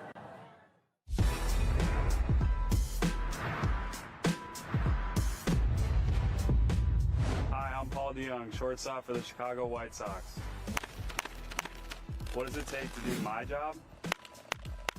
You gotta know your physics. I specialize in predicting the path of fast-moving objects at a split-second pace. At my position, it's key to know exactly where and when two paths will cross. Just like NASA needs to know when the Earth, Moon, and Sun will align to predict the solar eclipse. Working it all out on the whiteboard is one thing. They're ready for solar eclipse delay at Volcano Stadium. But seeing it in action is a whole other ballgame. And on April 8th, you can see just what I mean as a total solar eclipse crosses the United States. NASA has mapped the detailed shape of the moon's surface, so we know exactly where the moon's shadow will fall. And you know where to be to see the eclipse in person, even if it's from the stands. Don't miss your chance to experience the beauty of science in action, and maybe catch a ball game.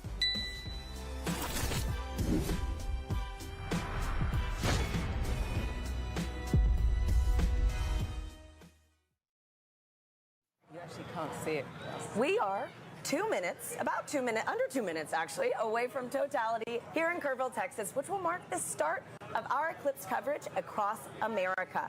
Now, folks, we have a little bit of cloud coverage right now in Kerrville, so we are showing the Dallas feed. But again, we're holding out hope. We are. Gina and I are thrilled to be here with Dr. Nicola Fox, who is the Associate Administrator of NASA's Science Mission Directorate.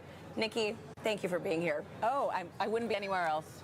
Thanks for being here, Nikki. So tell us how the science conducted today will really impact the future of exploration at NASA Science. Oh, wow, there's so much that we're going to be doing today. We're going to be studying the sun. We're going to be studying the Earth's atmosphere and how that changes. You can see it getting dark here. And, you know, we've got these little magnetometers. They're going to be all across. We have 30 of them all the way across. I'm going to hold it up. Very nice. Love magnetometers. Magnetometers, and we're gonna be having these all the way across the path of totality. And it sounds like we should go. We should get up. Oh my goodness! Let's go! Let's go! Oh my goodness! Less than a minute. Oh my goodness! Wow. Okay. All right. Glasses on, Nikki. Yes. Yeah, or glasses no? on, but we're about to get. Yeah. There's some cloud there's coverage. some cloud coverage. It's trying to peek out. It is trying. It is trying. It is trying. Windy, it is getting for dark sure. here. The wind's picked up. You could actually see the birds started flying in a very weird pattern a minute ago. Good point. Come on, clouds. Everyone's screaming. Yes. You know, I might have to switch to Team Sun. Come on. Oh my goodness. We're there. We're nearly there. Okay. Here we go. Wow, the crowd is counting down. Wow. Yes.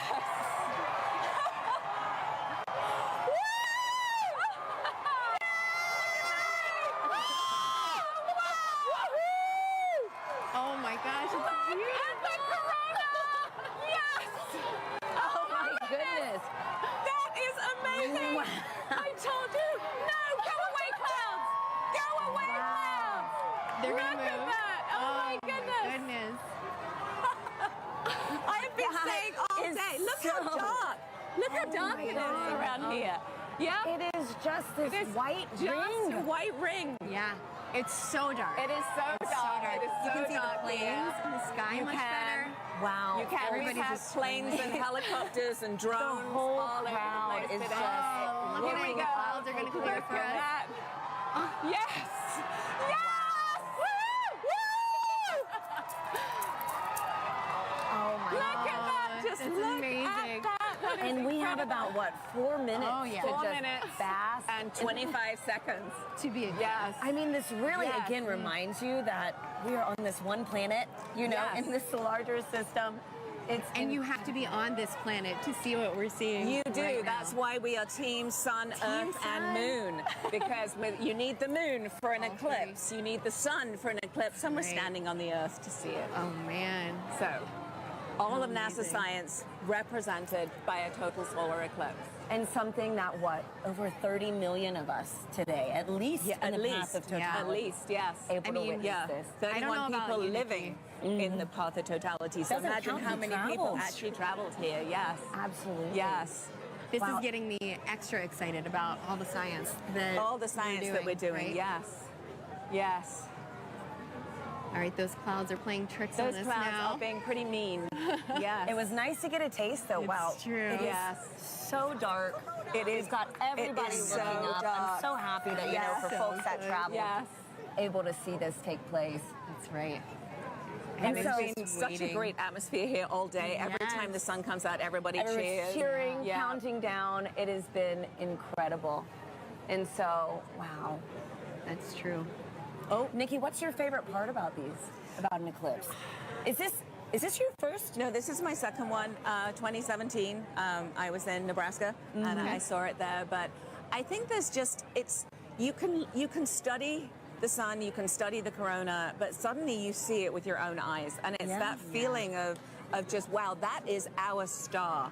Like that isn't just the sun anymore. That's a star, and you see it looking like a star. And as we study, as we look for exoplanets in other galaxies that might be able to support life, we need to understand our relationship here on this planet with that star.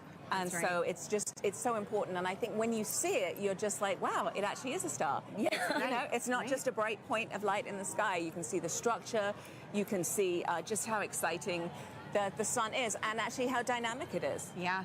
And it's not often in heliophysics that we can actually see the science that we're doing with our own eyes. That is right. So it's that a rare experience. Or even share in it, millions of have us so today. many people partake. Yep. That's right. It's pretty windy too here. It is windy.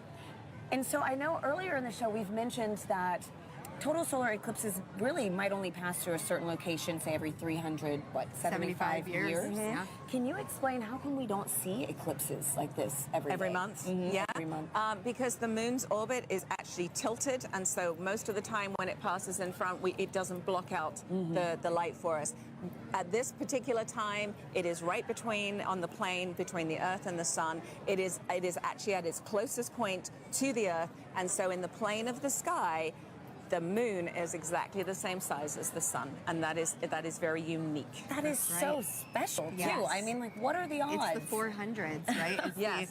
The distance between the Earth and the moon is 400 times closer than the Earth and the sun, and the size is 400 times smaller as well. So it just blocks it perfectly. Yep. It does, and right now the clouds are blocking it perfectly. But we got a taste of it, which was very nice, and we are chasing this eclipse across North America today. We are. So excited to see it from these I other think locations it wants to come out again. I don't know. These clouds are thinning. Yeah, the clouds. You can hear the crowd cheering. Getting excited. We're hopeful. Yeah. Channeling all that good energy. Yeah. This crowd has been great all day. Oh, yes. All day. It's crazy to believe, too, that it was so dark and it's only like midday. Oh, yes. Yeah. Yes. Yeah. Wow, and we're starting to get some of this. Starting to get the light back. Yeah, starting to get the light back. Yep. So unfortunately, we did not see the diamond ring at the end of the eclipse because of the clouds, which is always a crowd pleaser. But we did see it actually right before totality. There was suddenly this beautiful, bright one light, and then it all went dark. So we did actually see quite a few great features on the sun, and somebody actually was saying they could see a sunspot. Obviously through their glasses, but they could see a sunspot. So can you clarify what the sunspots are for our viewers? Yes, absolutely. So if you were looking through your glasses, you might have seen a couple of dark spots on the sun. They are actually very intense places. There's very, very intense magnetic field there. They're very active, and that is what can cause space weather. So every now and again, those active regions can sort of explode and then send billions of tons of solar material towards our planet. Wow. Well, this was fantastic. Thank you so much, Nikki. This was incredible to experience this with you. Let's follow this eclipse right up that path. Next up is Dallas. We have Joy and Michael standing by for their big moment in the sun. Yeah, you can feel the temperature change. The wind has completely quieted down. Yep. So the energy here is amazing. So with me right now is Dr. Michael Kirk. He's one of our eclipse experts. Michael, we saw an annular eclipse back in October, but today is a total eclipse. How are you feeling today? It is totally different. I am ecstatic. The annular eclipse was really cool. This is, you can feel it, the energy here is electric. If you look around, you can see that the darkness is coming. Let's have a quick look at what we're looking at right now. We're almost there. We're a couple of minutes away. Ooh, yep. Just a crescent left. So let's quickly talk about some of the ways that the public are participating in the eclipse right now. Yes. Michael, can you talk about some of the citizen science projects? Yes, there are people all around the country right now making measurements of audio recordings to see how the environment is changing. And it is a great opportunity to do genuine science with just an audio recorder. Fantastic. So we are almost like, let's see, a few minutes away. So minute 30 out, I think, actually. Okay. So let's have a look at the eclipse. Michael, what should we expect to see moments before totality? Okay, so as we approach totality, you're going to see that crescent sun slowly drift away, and then you're going to see the Bailey's beads, where there are these bright points of light that are last bits of sunlight cascading through the moon valleys, and then right before totality, you'll see a diamond ring, that last single point of light, and then we'll be in totality. We just have a thumbnail of sun left. We are closing in on totality here. Wow, we see a slither of the sun left. Remember, you can only take your safety glasses off when the moon has completely covered the sun, and in Dallas, Texas, we are seconds away. Oh my goodness, I can feel my heart racing. You can hear the crowd getting excited. The birds are chirping, and they seem like they're going into their nighttime routines. Wow. So we are a few seconds away. You can hear the crowds cheering. Here we go. Oh my goodness. This is absolutely ecstatic. The darkness is coming over Dallas. Here we are. Just a few seconds left. 10 seconds. Woo! Oh, I'm so excited. Okay, we are 5 seconds away from totality. One little bit. It's totally dark here. Deep twilight around here. Wow. You can hear the crowd. Here's the last bit of lights, and we're in totality. Woo! Oh my God. Oh my God. That is absolutely breathtaking.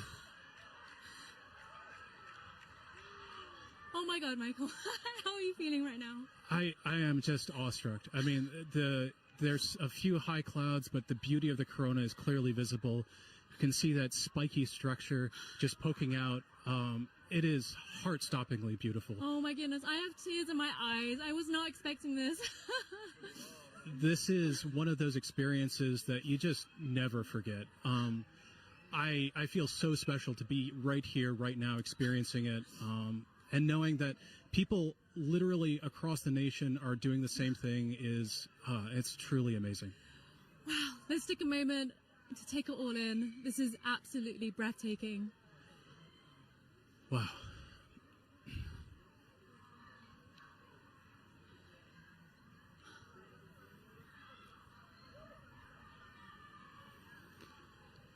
You can see that spiky structure of the corona. That's indicative of our approach to solar maximum. That asymmetrical nature of the corona happens when we're in solar maximum, and that's going to be happening in about a few months from now. So that means that this view of the corona will never happen again, ever.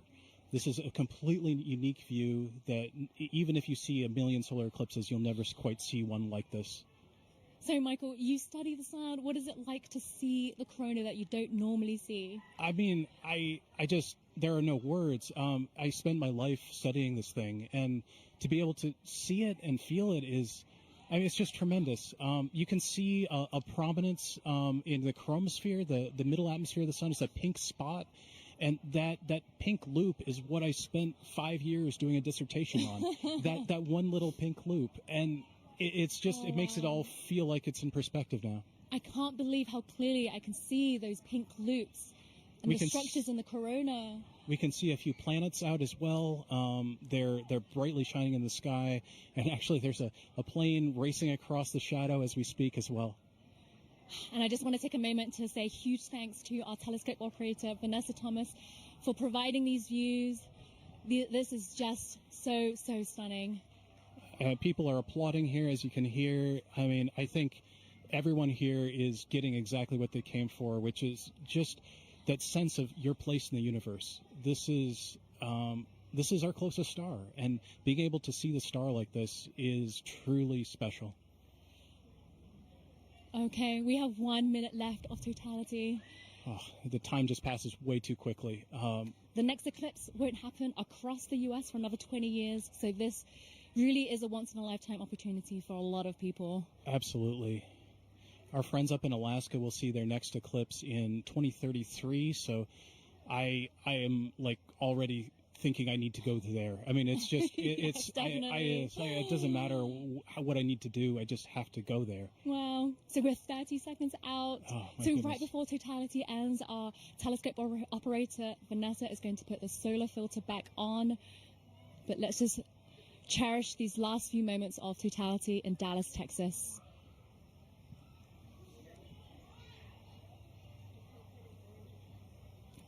Michael, what will happen right before totality ends? So as totality's ending, we'll go through the process in reverse. You'll see maybe a diamond ring, a few Bailey's beads as the sun creeps out of totality. And then we're going to go back into a crescent sun again. Okay, and there's a diamond ring again. So time to put your glasses back on. And Sunglasses back, eclipse glasses back on. And it's coming back again. Wow, the slither of the sun. And you can see shadow bands on the ground right now. It looks like it's almost raining, or you can see those shadow bands racing across the ground as we come back in out of totality. Wow. Whew. Oh my goodness, Michael, that was amazing. I was not expecting to feel so emotional. I still have tears in my eyes. It just grabs you. I mean, it is unlike anything else. It's as amazing as seeing anything in the natural universe. Like I said, there are no words. Michael, thank you so much for being with us in this very, very, very special moment. I feel honored to be here. We truly are in a special place in the entire universe right here, and I'm just so happy to share it with you. So now let's head back to James at NASA's Kennedy Space Center, who's with the eclipse moon. He's tracking the shadow moving across the U.S. James, how are things looking on your end? Yeah, wow, Joy and Michael, really cool view there. It's insane to see just how dark it gets. It's literally like nighttime there. You can hear the birds chirping in that shot as well in the gardens. Absolutely beautiful. We got a bunch coming up in just a few moments here. Our next eclipse path target here for the NASA broadcast is in Russellville, Arkansas. They're going to have a long window too, 4 minutes and 12 seconds. They're expecting that totality kickoff at 1:50:05 to be exact. Again, you can continue to track this with our eclipse tool here. This is at go.nasa.gov/Eclipse Explorer. And you can see just how quickly it's moving. I'm playing this in real time. You can see that shadow. It's already moving very quickly to the northeast. And the fun isn't just for our friends on the path of totality, and there are a lot of people on that path of totality. About 31 million people reside somewhere on that path of totality. But there's a lot of people obviously outside of that path as well too. If I put on this overlay here for the percent coverage, a lot of folks, us included here in Florida, are experiencing that partial eclipse. As always, if you are in a partial eclipse, be sure to be wearing those eclipse glasses to protect your eyesight as you're viewing it. But you can see these bands here are greater than 75% view. So say you're watching up in, I don't know, Milwaukee here, for example. You've got a great view, almost 100% coverage. You're not quite at totality. 89.4%. Looks like you got good cloud cover there. 20% cloud cover. So hopefully you got a nice view up there as well, too. I've also put on this overlay here to show you just the amount of the duration of totality. You see a lot of our places are within this middle band right here that are getting more than 4 minutes. It may seem like a lot of time, but as you've seen just how quickly that can go by. Michael sounds like he wrote his whole dissertation, a 5-year piece, on those just few moments there. This just passes so quickly. And again, if you miss this, the next time you're going to have to wait for this in the U.S. is not going to be until 2045. So again, make sure you're previewing exactly when to expect that peak time of coverage wherever you are in our path of totality, or even outside of that path of totality. So a lot coming up very soon. Again, our friends in Russellville look like they have great coverage there as well too. Only 9% cloud cover, so hopefully they're getting a really nice view. But let's check in with Jasmine up there to see. Hopefully you're looking good for there. How's it looking up in your way up in Russellville? listening. I'm just looking this way. Everything is looking absolutely fabulous here in Russellville. We could not have asked for better weather. So we are back here in the downtown depot area, and joining us now is heliophysics expert Dr. Patrick Kane, all the way from DC. How are you feeling about your very first total solar eclipse? I'm incredibly excited. As I'm watching all of the changes, there go the crowd. As I'm watching all of the changes, I'm thinking back to the textbooks that I've read, and so it was all academic before. This is no longer academic. Yeah, so the feeling is very different than what we might read in a textbook. Patrick, just explain, describe the atmosphere around us as it's changing. Right now, as I'm looking around, of course, the temperature has been falling for the last 20 or 30 minutes, but the light is dimming, and it's dimming faster and faster and faster. It seems like it's accelerating. The crowd is definitely getting excited. I'm looking around the ground to see if I see the shadow snakes. I don't, but this is just really exciting. It really is. Honestly, like you said, we're feeling that cooler weather. Yeah. The crowd behind us just erupted. We're also feeling them fall a little bit quieter, too. Right. So we're going to take a beat of silence as we get into totality. I think we're less than about 15 seconds away. So we're going to also look over our shoulder with our solar eclipse glasses still on until we are in totality. Here we go. Just a sliver of the sun left. Getting close. Crowd's getting excited. The crowd, yeah, all around us, completely electric.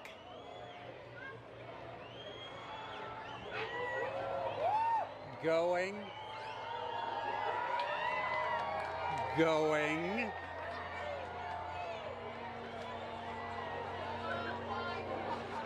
Wow.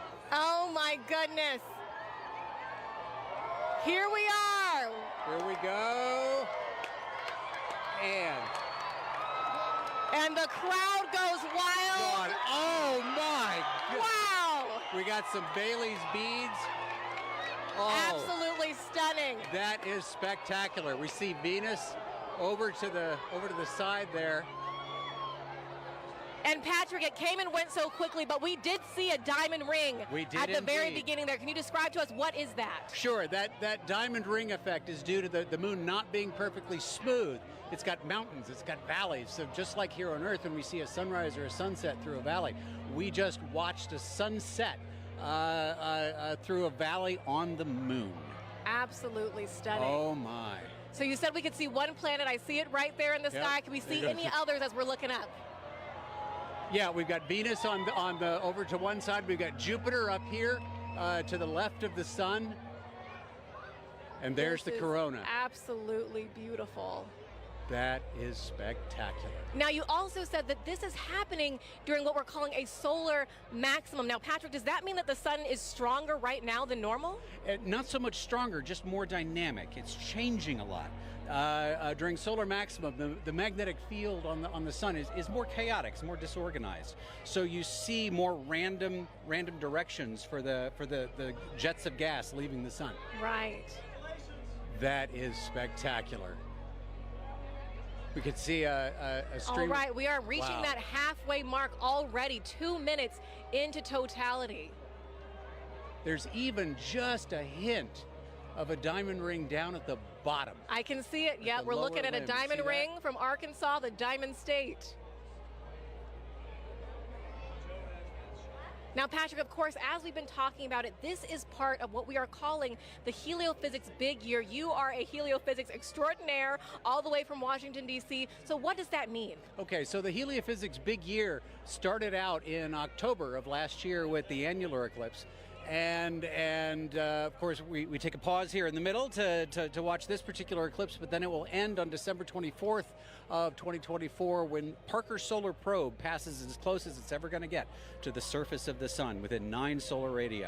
Oh, wow. And I'm sure that means a lot to you because you worked on Parker Solar Probe about 20 years ago during its inception. So tell us a little bit more about that. I worked on a concept study for Parker Solar Probe back when I was a graduate student in around 2002 or so. And back then, the idea was for it to actually dive into the sun rather than orbit the sun. So it was going to be a sun dive. Wow, that is fabulous. This must be a very full circle moment for you, right, Patrick? This is brilliant. This is absolutely brilliant. And that diamond ring has been Wait a minute. That's pink. What we are actually seeing is down into the chromosphere now of the sun. We're seeing a little bit deeper than the corona. I believe it's because of the pinkish color. We're looking down into the chromosphere, which is the next layer of the atmosphere of the sun down. Oh, wow. Wow. Oh my God. This is like nothing we have ever seen here in Arkansas, and like nothing we will see for the next 2 decades, right, Patrick? That's right. It's going to be 21 years before we see it again here. 2045. All right, so as we are starting to exit totality, of course, we're going to be very careful with our eyes if needed. We're going to put those solar glasses back on, of course. And the crowd just erupting, falling quiet again as they watch this magnificent moment take place. I am actually seeing bats flitting through the air. Oh, wow. Well, we will be very careful then. Well, yeah. And why is that, Patrick? Again, those nocturnal animals are coming out, right? As far as they're concerned, it's nighttime. It's time to feed. So they're coming out to feed on all the mosquitoes we've been swatting. Okay, got it. We'll be very careful for all those nocturnal critters around us right now. All right. We are getting closer. Get ready to put those glasses back on. All right. We're putting those glasses back on. The crowd is, wow, a second diamond ring seen from right here in Arkansas, the Diamond State. Absolutely stunning. Outstanding. Beautiful. Patrick, we're going to turn around now and just one question I really do have to ask you before we let you go is, are you Team Sun, Moon, or Earth? I am Team Sun. Team Sun all day long. Fantastic. I figured from a heliophysics expert like you. We want to thank the city of Russellville for hosting us, Arkansas Tech University, and our telescope feed operator, Joe Mattis. Thank you so much. Now, let's get back to James Traley over at Kennedy Space Center. James, back to you. Yeah, thanks so much, Jasmine. What have you guys had there? So you were just right here in Russellville. You can see that shadow has now officially moved off and is on our way to our next target, which is up here in Carbondale. Carbondale is one of those very lucky cities because back in 2017, they were right at that intersection point of the 2017 eclipse across America. They're there again this year, but the difference is they're going to have a much longer slot. In 2017, they only had 2 minutes, 40 seconds, and that's not as much as they're going to have this year, which is 4 minutes and 10 seconds in the totally eclipsed sun. A really great viewing window for them to really take in this big moment.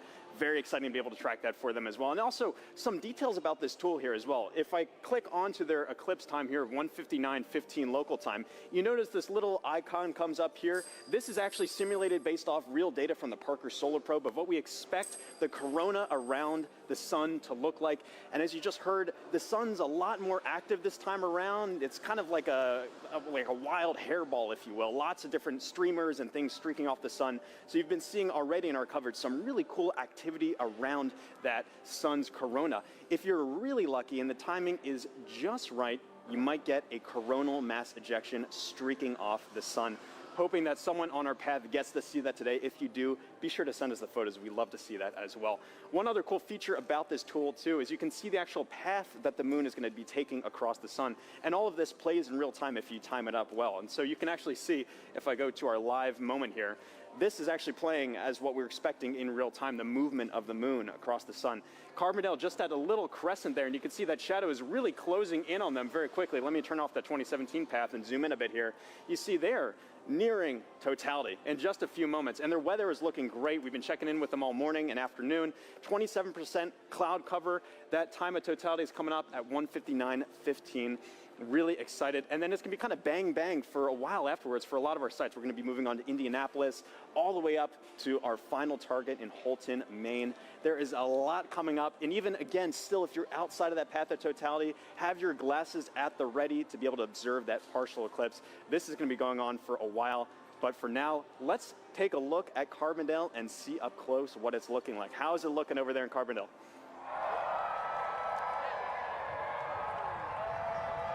Couple more minutes. Well, the crowds are going nuts here in Carbondale at SIU at Saluki Stadium. Bob Baer is with us, and Bob, it's amazing. I'm afraid to look up. I know it's not quite ready yet, but tell us, what do you expect here for the eclipse today? Good weather. It's good weather right now. We have high clouds, so totality is going to look just a little bit fuzzy to us, a little bit hazy, but we are moments away from seeing the diamond ring here. This is awesome. Oh, I thought we saw it. I think we got about 1 minute. Okay, 1 minute away. Now, Today we're having longer totality. So are you feeling the temperature change? Because I'm already feeling the temperature drop. I felt the temperature dropping about 20 minutes ago even, and the wind picking up a little bit. And I think, we're at 4 minutes and 9 seconds here, so it'll continue to get cooler. And we got a lot to look at in the sky. I'm very excited. I'm looking up when I can. Oh, it's so close. It's getting very dark right now. See the very dark. You can see the shadow going across. This is the start of it. It's dark over here. It's light over there. This is amazing. Crowds are going nuts. We're about to get word that we're at totality. Oh, you can see the planets. The crowds are going nuts. This is crazy.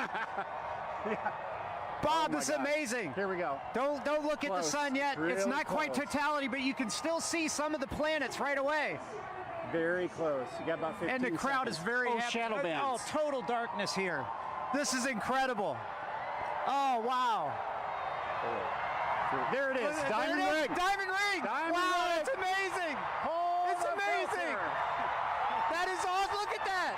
Oh, and Bob, that's amazing. Wow. Jupiter. Complete totality. I see Jupiter. Oh my gosh, that is gorgeous. Wow, this is amazing, Bob. Wow, that is huge. So we have some prominences. I think we want to go look through the scope. Go through, look through the scope. I'm going to walk over with you as you talk through the scope. We are right here at one of the telescopes that we have positioned here. Bob is looking through with the naked eye and so going to give us some feedback on that. Maybe some prominences we're seeing. What's amazing is how dark it is compared to 2017. Much darker, a lot more astronomical features. We have seen Jupiter, and I believe what planet is that, Bob? That's Venus to the right. That's the Venus. Can't quite see Mercury. I think it's obscured by those light clouds. Yeah, light clouds. But 360-degree sunset around us. This is amazing. It's going to get darker. It's going to get darker. It's going to get darker. Wow, this is already pretty dark. We are not in the middle of the shadow quite yet. Wow. Did you see it? Yeah, timer started. Okay, 2:46 to go. Okay. Yeah. All right, so we're getting some live data from the team here. I tell you, it's really impressive, Bob, because... Oh, my gosh, it's getting better. See that prominence at the bottom Yes, at the bottom, there's a prominence. I see it. Wow. I keep looking I can't believe the clarity. It's so much darker than 2017. It's gorgeous. And what's awesome, we have 6 telescopes running back here, capturing data, streaming this. And that's a big important part here. This is not just capturing image to share with people watching the show. You are actually capturing scientific data that can be used by scientists everywhere. We are, and we've seen totality across North America so far in Mazatlán. Now we're experiencing it ourselves, and we'll experience it after this on the Jumbotron from the other dev sites. It's like the most amazing eclipse train you could ever ride on. Wow. This is a bit better than 2017. Without a doubt, without a doubt. No cloud. And you know what's interesting is the crowd is quieting down. They seem to be experiencing the moment, taking it all in. A really special moment here. Look at that. So we must be getting close to the center. Where are we at? 2 minutes? So 1 minute, 30 seconds. The corona's looking brighter because our eyes are adjusting now. I mean, that is amazing, Bob.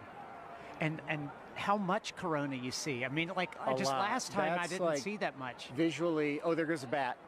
See the bat flying over the crowd. Oh yeah, we talked about the animals. Now we see them becoming active. We found a Luna moth earlier as well. But that corona is about 4 times the diameter of the sun. That is massive. That is amazing, Bob. And I'm really curious about that prominence at the bottom. Have you looked yet, Blair? You have to look. I haven't looked. So take a look.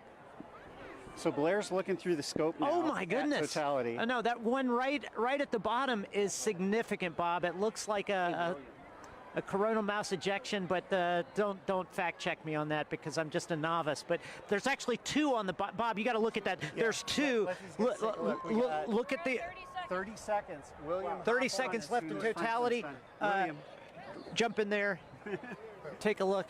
It's great because we have telescopes out here for people to look at and actually see total eclipse see more through it. Corona. And we're getting close. I don't know what you guys are seeing on television, but 10 seconds. We got to cut it off. Okay, all right, here we go. 10 seconds before we need to put our glasses back on. Okay. Oh, sorry. You're good.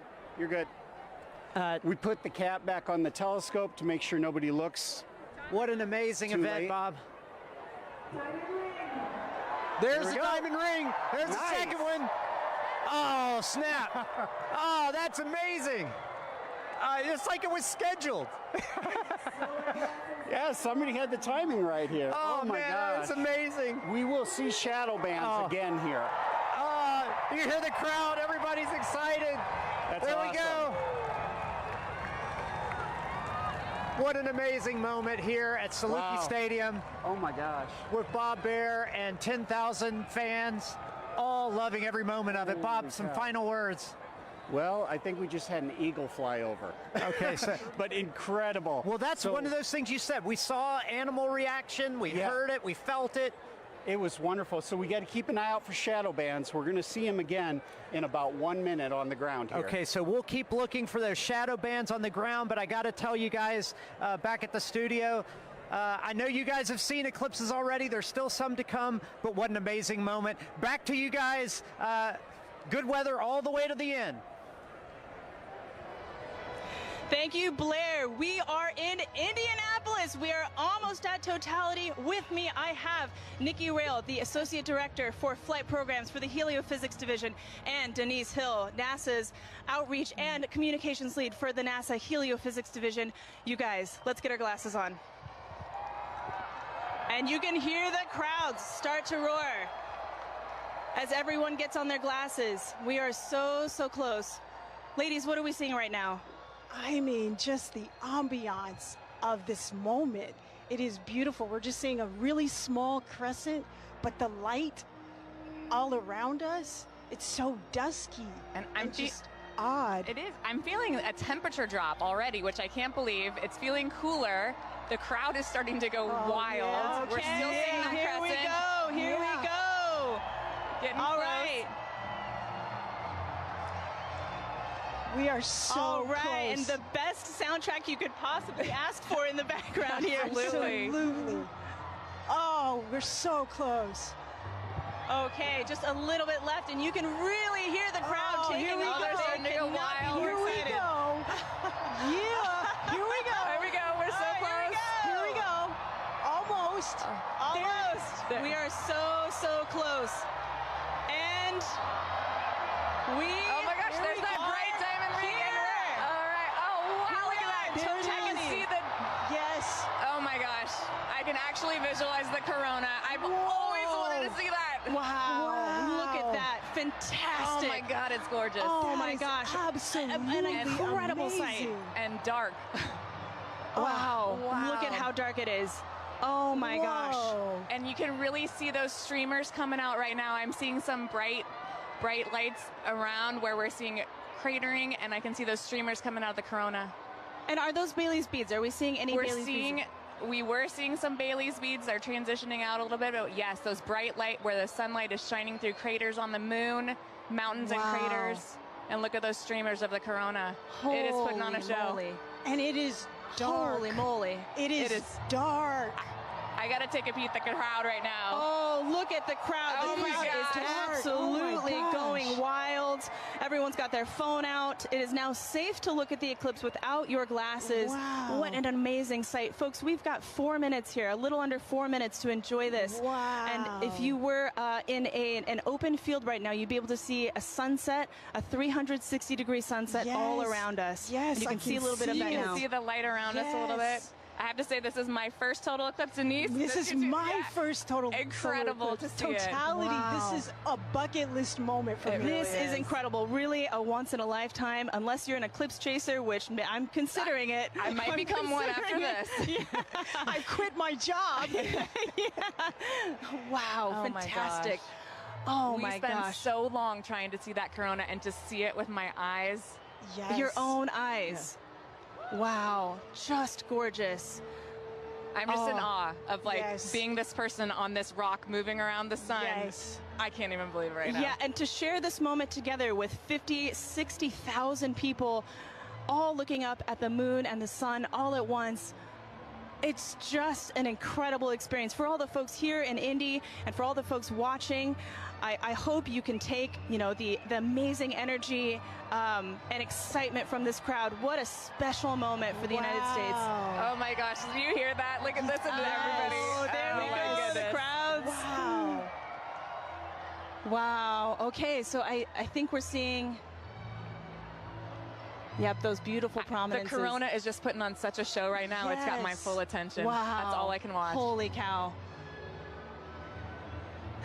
We've got some very appropriate music going on in the background here. This is the best version of getting mooned that I have ever experienced in my life. Don't strain your eyes.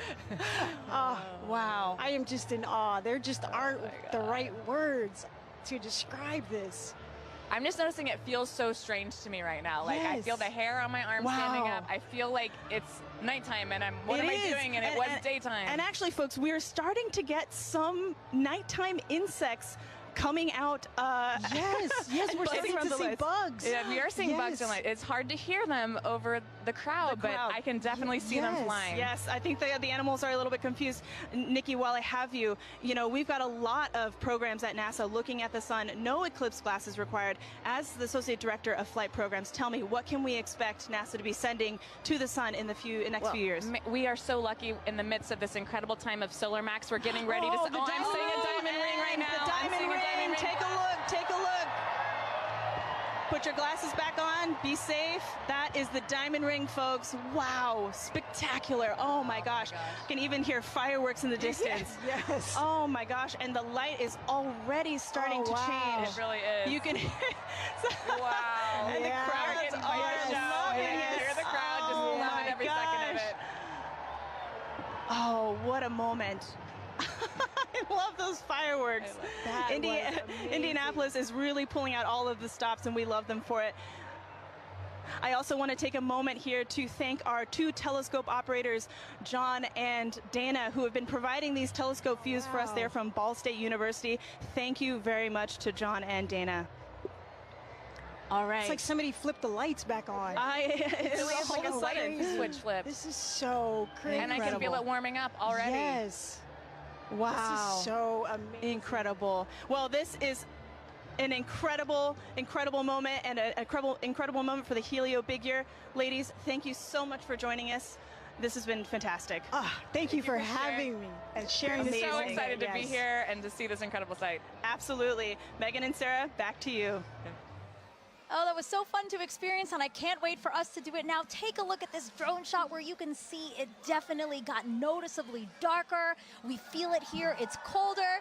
The crowd is cheering now. They're ready for totality here in Cleveland, Ohio. We are less than 3 minutes away, 2 minutes and 18 seconds away from totality here in Cleveland, Ohio. The crowd over here to our right really going feel the crazy, excitement. Feeling the excitement.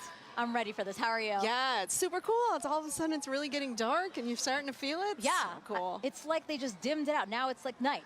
This happened within the last couple of seconds. But let's take a look around, because obviously we're not the only ones enjoying the total solar eclipse today. We have some we have some eclipse viewing events that we've seen around the country. So why don't we take a look at some of those? Wow, oh my gosh, so this is cool. Times Square. That's the NASDAQ tower, and they are taking our feed live right now, and we're seeing awesome. Cleveland, Ohio sun. They're only going to get a partial eclipse today, but they get to watch our eclipse with us. So. Yeah, I'm really glad that they can do that. Wow, look, that sliver of a crescent just left. It's actually perfect on that building, beautiful. The shape of that building, right? And we can see some people in the foreground taking a look, stopping to watch. It's hard to stop in Times Square, right? But they're stopping to take a look at this with us. Beautiful.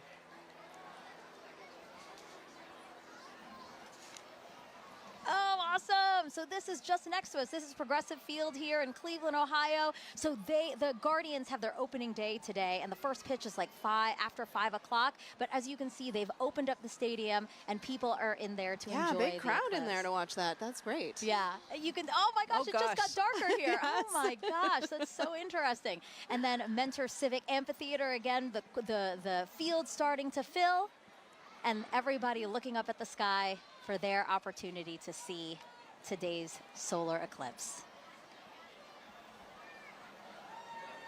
This is us back here in Cleveland. Everybody looking up at the sky. We have 30 seconds. 30 seconds until totality here in Cleveland, Ohio. Oh my God, I have goosebumps everywhere. Everybody's starting to cheer. I might cry. I kind of feel like crying. This is so cool to see. It's getting so dark so fast. Wow, it's like night just descended on us. And look at the crescent slowly disappearing. Crowds cheering here. Cell phones up, cameras up. 5, 4, 3, 2, 1, and totality. Totality, everyone.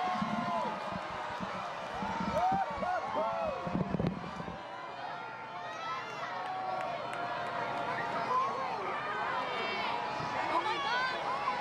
Oh wow. Oh my God. I was so nervous. Wow. I know, I wasn't sure because we had some high clouds, but oh my goodness, you can see that corona extending out. Oh wow.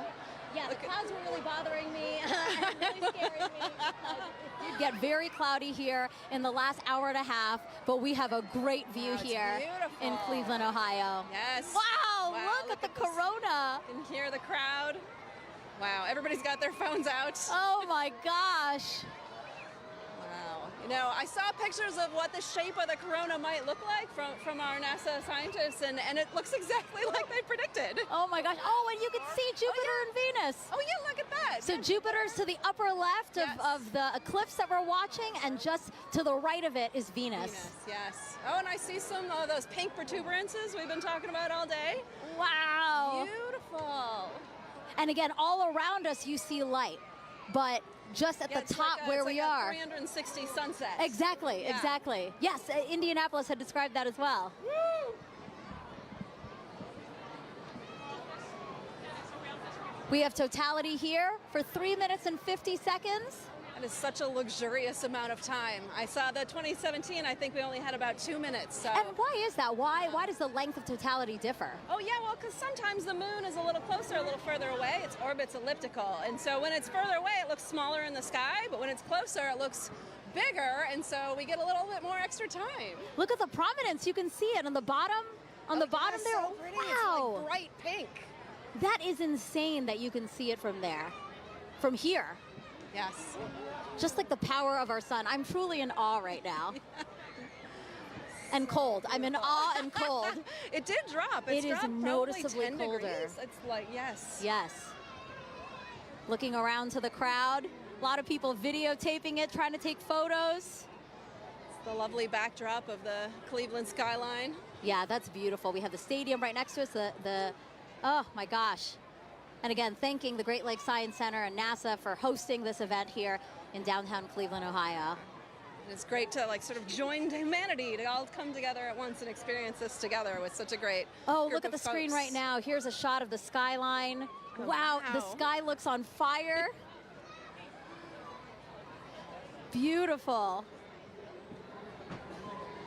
A lot of excitement still here in the crowd. Sarah's just taking it all in. Sarah, you're supposed to be commentating. You're supposed to be saying. It's so beautiful. So you can tell that we have some cloud cover, right? It's kind of hazy here, but still. It is, yeah, some high clouds. I was worried about it, but we can still really see, have a pretty good view here. Wow. And again, this is so rare for people here in Cleveland to see a total solar eclipse. The last time was 1806. The next time, guys, 2444. That is incredible. I hope everybody took the time to come outside and witness this today. Oh my gosh. You can still see that prominence. Again, talk to us about what a prominence is. Yeah, so that pink color comes from the helium in the sort of outer atmosphere of the sun there. Oh, it's beautiful. And it gives off that pink glow. Yeah. Wow. Totality ending here. Wow, there's the diamond ring. Oh! Time to get your glasses back out. Time to put your glasses back on, everyone. That's your cue. Glasses back on. We get wow. that diamond ring. Wow. Beautiful. What an amazing experience. My first total solar eclipse. Yes. Let's see what they think about this in Niagara with Daryl Nail.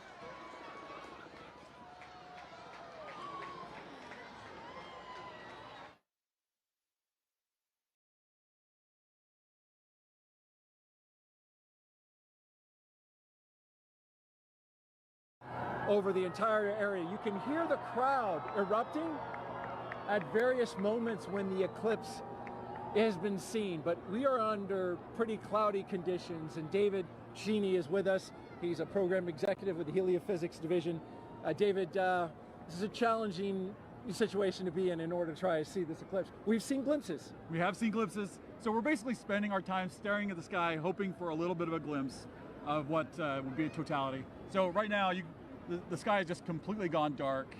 You see all the lights, basically, everybody's cameras and everything else are all making it lighter. And it's gotten significantly colder as well, just over the last several minutes. And it's fascinating to see it go night like this. We've been listening to everybody across the country enjoying totality and seeing it clear. That's not the experience we're having here. In fact, it's so cloudy that our telescope operator, Jessica Bellina, who's working very hard to try to get a lock on it, has not been able to get that telescope feed dialed in because she has to have a view of the sun in order to see it. So we don't have a feed for you from Niagara. What we have is just every once in a while you'll hear part of the crowd, only part of the crowd will cheer, because I guess they kind of have an angle through the clouds to see just a little bit. Yeah, and the clouds are really only cleared out enough occasionally to even need eclipse glasses. So for the most part, you have a thick enough layer of clouds that you can see the eclipse without them, and it's just fine. So a lot of us have been able to just take regular pictures with our cameras. Let's take a look and just kind of enjoy the moment of darkness that we're in now. People have come from all over the world to be here. You can see some. It looks like it's a little bit lighter up there. Our spotlights are blinding these guys. Can we turn the spotlights down? So there, look, you got a little bit of eclipse right there with people watching. So we're just catching little glimpses of things as we look up into the sky. So this might not be as exciting as some, but this is what we get. We're just hoping to have a little bit of a glimpse.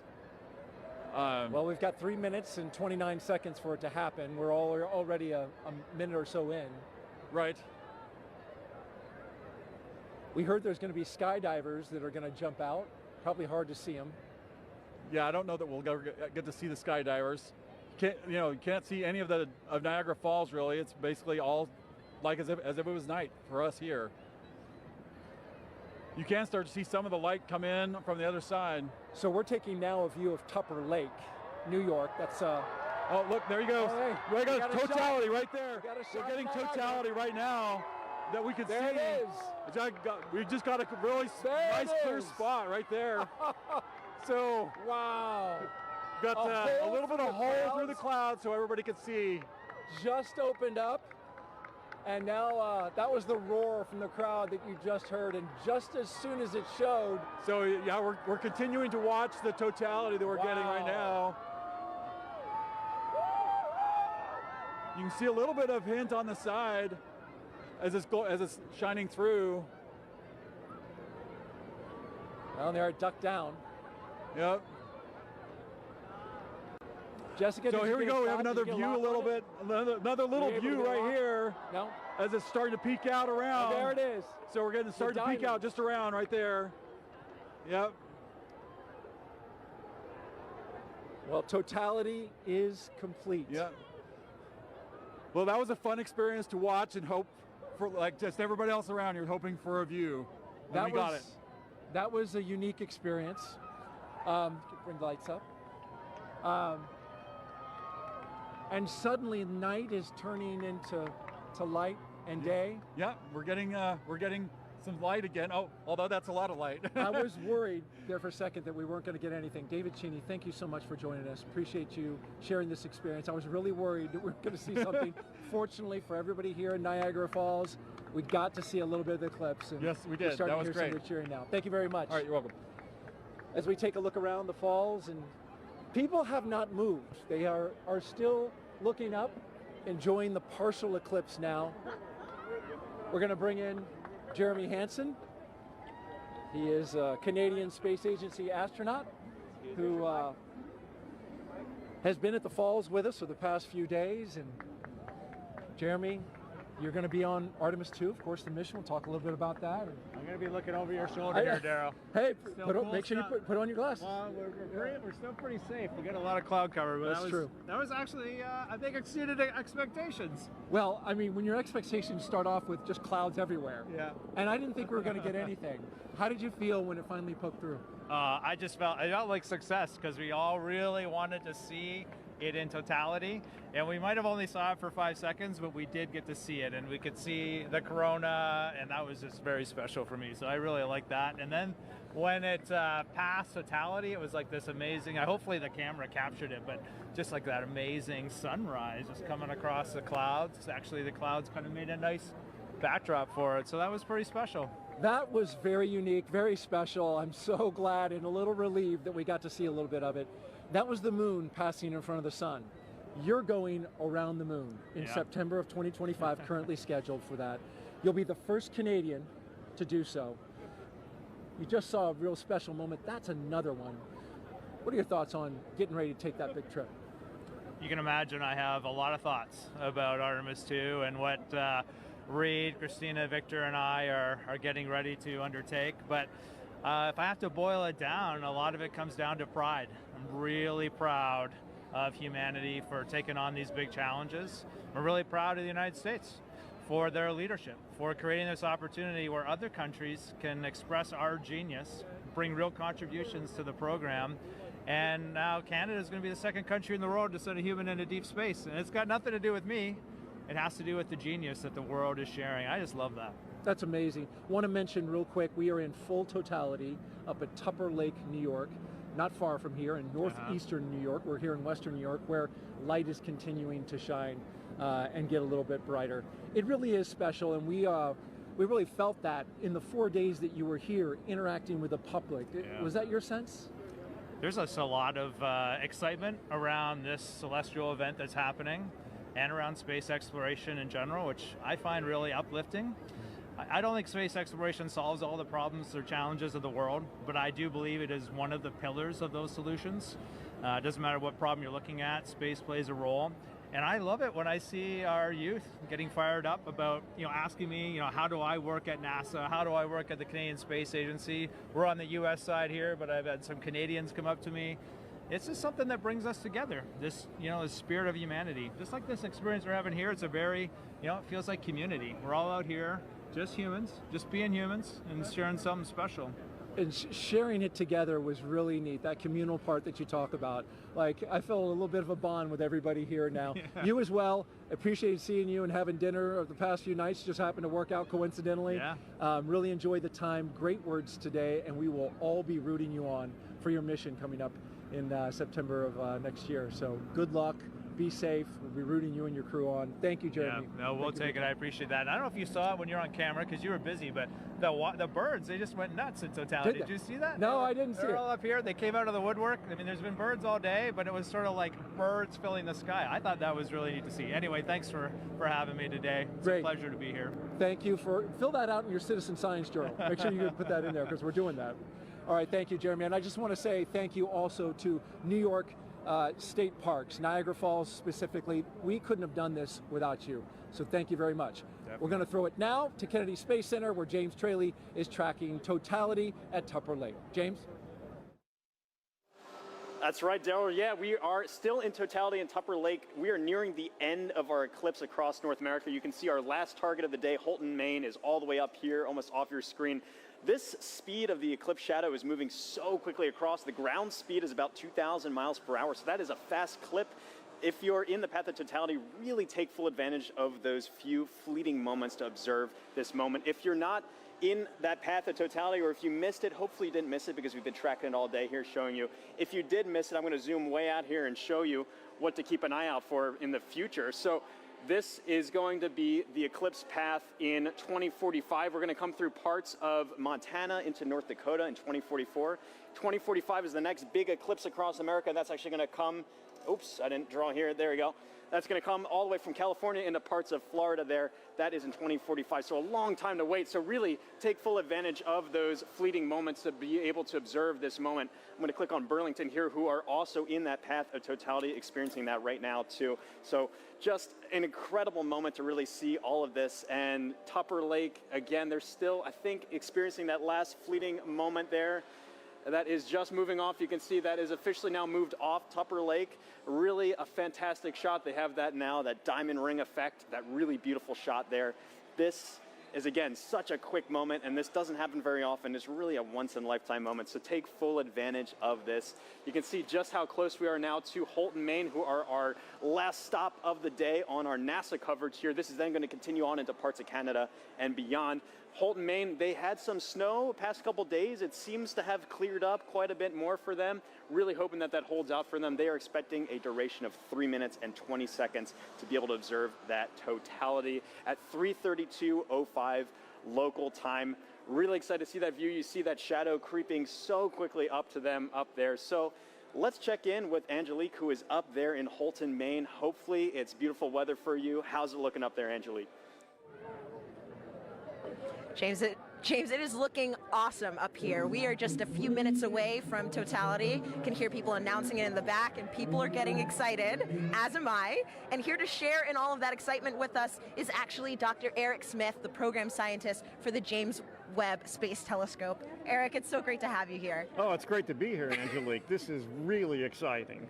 Eric, is this your first eclipse? This is the first totality I'm going to see, so I am super psyched, and I am delighted to be here in Maine to experience it. Yes, and so we've actually been kind of watching as it slowly gets closer and closer, right? And what are we? We're starting to feel it getting kind of cooler. We're seeing the shadows change. Yeah, we're seeing the light is definitely different from when the sun sets and the shadows get a little diffuse. Here they're still sharp, but the light is diminishing. Your brain tells it something different is happening. Something is definitely up. So speaking of up, that's where the James Webb Space Telescope is. And what's interesting about the telescope is that it actually can't look directly at the sun, just like we can't. Yeah. Can you tell me a little bit more about why that is? Sure. We designed Webb to look for very faint things in the distant universe, so it's very sensitive for very faint things. Of course, the sun is very bright, and so we had to make sure that it could never look at the sun. We use solar power to power the spacecraft, but the telescope can't look at the sun.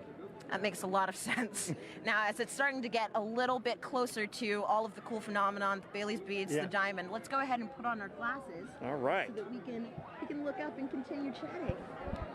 Wow. Oh, just a little tiny Just a little bit left. That is incredible. Wow. So, Eric, I have a couple more questions for you. Another thing that I was wondering about is how we can use actually eclipses to study exoplanets, which are planets outside of our solar system, using, I think, the transit method. Is that what that's called? Yeah. Right now, during an eclipse, the moon... Sorry, you can hear everybody getting excited. We're getting very close to totality here. The moon is transiting in front of the sun just the way planets that orbit around other stars transit in front of the star. So Webb can look at those exoplanets and use the transit just like we're staring up at the moon transiting the sun. Gotcha. And so a transit is, like you said, literally just when something crosses in front of something else. That's right, transit. Yeah. Okay. Very cool. So throughout the broadcast, we've actually been able to see the eclipse through different telescope feeds. Can you tell me a little bit about what the difference is between, actually, we're going to go ahead. Oh, here we go. We're getting really close. Oh my gosh, it looks like just a few more seconds until we are in complete totality. Oh my gosh. 6, 5, 4, 3, here we go. 1. You can hear everybody cheering. This is incredible. So let's go ahead and take off our glasses. We are in totality now. Oh, you can see the coronal spikes. My amazing.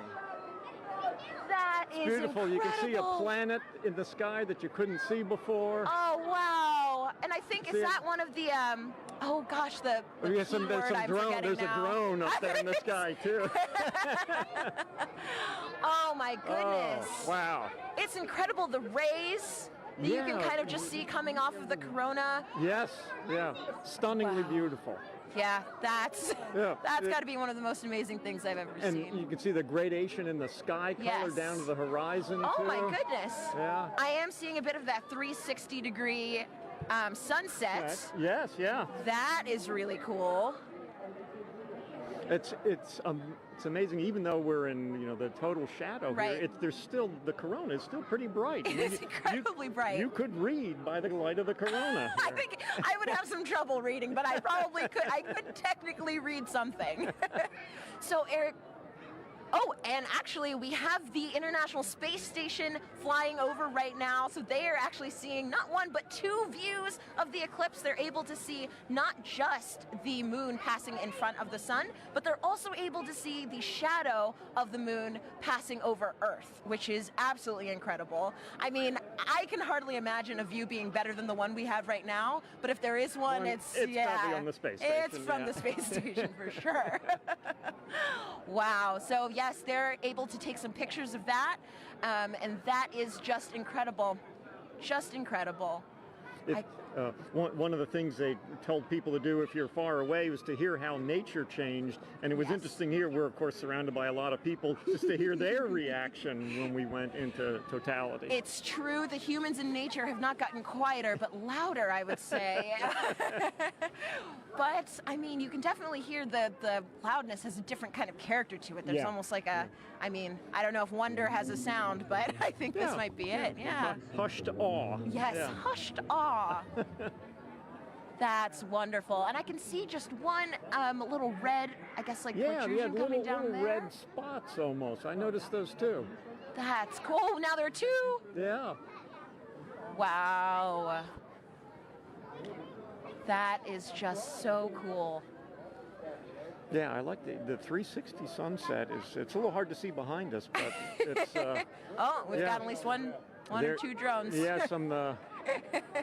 Our robot overlords. Of course. And so, Eric, I know that, I mean, clearly with the drones, people are starting to get involved in the eclipse, and I know that there are lots of ways that people can actually get involved. One of those ways is with citizen science. Right. Do you mind talking about some of those opportunities, how people can actually... Sure. We had citizen science programs where people could use their cell phones to take pictures during the eclipse. And we're getting ready to come out of totality. We're just putting our glasses on. And here we go. Oh, there it is. Oh, it's peeking out. Everybody is cheering. We have just made it to the end of totality. We're starting to see the sun just peeking back out amazing. again. Now just look at the ground, how much brighter it's gotten. It is all of a already sudden. so much brighter. That is so wild. That was probably one of the most amazing, but also fastest 3 minutes of my life. Yeah. I wish I could do it all again. Yeah. All right, well, that was incredible. Incredible to get to experience that here in Holton. Thanks so much to the city of Holton, and also thank you so much, Dr. Smith, for coming out and hanging out with us and experiencing this wonderful event. Oh, it was my pleasure, and congratulations to the city of Holton here for doing such an amazing job covering the eclipse. It was amazing. I mean, well orchestrated. Above and beyond. Yeah. And I want to say, of course, a special thank you to photographer Dave Bowman, who has been giving us these incredible images from the telescope feed. And we're going to enjoy as the rest of the eclipse kind of ends here, going back in the direction that it came. And with that, we're going to send it back over to you, Megan.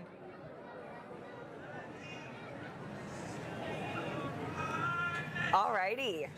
Thanks, Angelique. So, Gina, I mean, what do you think? Like, we literally have just watched the eclipse travel, what, about 2,600 miles? It's going across Mexico to Maine. Yes. In like, what, about 88 minutes? That's right. It's so fine. fast. That 1,900 miles per hour that the shadow is traveling. I mean, did you have a favorite location? For me, I think between Russellville and Dallas, just getting to hear some of my colleagues and their excitement too was amazing. Oh my goodness, yeah, no. So, I don't know, I have to be a little bit biased. We did have some cloud cover here, we did. But to see it with your real eyes was just... And we had that moment, which was We did, yes. It was amazing. And so it's really cool too, just to think about how millions of us now have this shared moment of what could be a once-in-a-lifetime event. It's true. And so, folks, we have time for some more questions from our viewers. And again, we have another great question from Mackenzie, who's in the 3rd grade. Okay. Let's roll it now.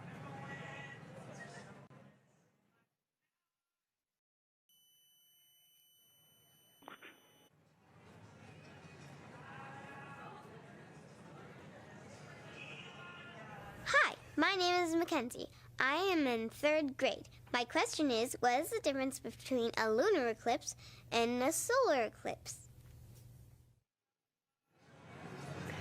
Thank you for that question, Mackenzie. Okay, let's talk about the difference between the eclipses. Now, the solar eclipse that we had today is when the moon crosses between the Earth and the sun. But we also get lunar eclipses, and a lunar eclipse occurs when the Earth crosses between the moon and the sun. So it's really about where the shadow's going. Today we have the moon shadow projecting on the Earth. During a lunar eclipse we have the Earth shadow projecting onto the moon. So that's the main difference there. That we just saw too, those incredible views from space, That's you right, know, from to see that second perspective view. And so I've got another question for you right now. It's going to be Eli on Reddit, who wants to know, there are quite a few solar eclipses in the world every few years, so why is this one scientifically interesting? Okay, so yeah, we do get solar eclipses and lunar eclipses maybe 2 to 3 times a year. However, the total eclipse that happens today, total eclipses are about every 1.5 years, and that is a rare opportunity for us to look at the corona, study the corona in a way that we can't do during the other types of solar eclipses that we have. So and during the solar maximum. Exactly, during the solar maximum. So for this one particular, you know, we were talking about the solar activity that we were seeing on the limbs during the totality. Yeah, there's just a bunch going on today for this eclipse. And so too, right now, we've got another incredible view. Oh, look at that. These are live views from space, which is just mind-blowing in general. And now we're also to see the moon shadow across the Earth. Wow. It is just amazing. So, you know, Gina, too, thinking about how many people across North America today witnessed this one moment, it's a good reminder that humanity has been experiencing these eclipses for centuries. And, you know, there are different meanings for these events in different cultures. Let's check in with Joy in Dallas to learn more about Indigenous astronomy. Joy. Hi, and welcome back to Dallas, Texas. I'm with Dr. David Begay. He's an Indigenous astronomer and also a member of the Navajo Nation. David, thank you so much for joining us. So when people think about science, they might be thinking of Western science. So David, how does that relate to Indigenous science, and what did the total eclipse mean to the Navajo people? I think the knowledge on the eclipse goes way back. From time immemorial, I'm told by my elders. And they knew that when you look at the sun directly, you can damage your eyes permanently. And so they knew that about the danger of looking at the eclipse with the naked eye. So people were encouraged to go inside to ensure that people weren't looking up, especially the kids. So it goes way back. And as far as eclipses, it's a time of renewal, the sun alignment with the moon and also the earth alignment. The whole cosmic cycle goes through a regeneration process. It revitalizes the process. And so it's a gift that goes on. For many years, over and over. It's a cycle. And as far as science goes, there's different definition of science. Thank you, David. Maybe we can cover it. Thank you. It's been an honor chatting with you. So thank you to everyone here for joining us. Thank you for the Arboretum for hosting us. For this very, very magical moment. This has been an experience of a lifetime and one that I definitely won't forget. So let's head back to Tahira and Gina in Kerrville, Texas. Thanks, Joy. We're joined now by Jamie Favors, the director of NASA's Space Weather Program, to tell us more about some cool science that launched today during the eclipse. Welcome, Jamie. Thanks, Tahira. Hey, Jamie. Hey, how are you? Good. And so can you tell us, why did NASA launch rockets before, during, and after the eclipse today?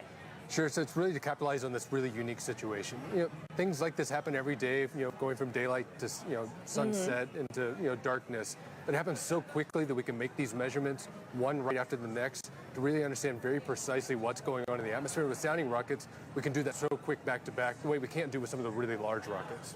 Okay, so Jamie, how high did the rockets actually go, and what's special about this area of the atmosphere? Sure, and we just launched the second of those three just a few moments ago, and that's going pretty well so far. These particular rockets are getting about 250 miles above the surface, pretty close to right about where the International Space Station flies. And before you ask, everything's safe. We take care of the. And it looks like we've got a playback of that right now. Oh, wow. Perfect.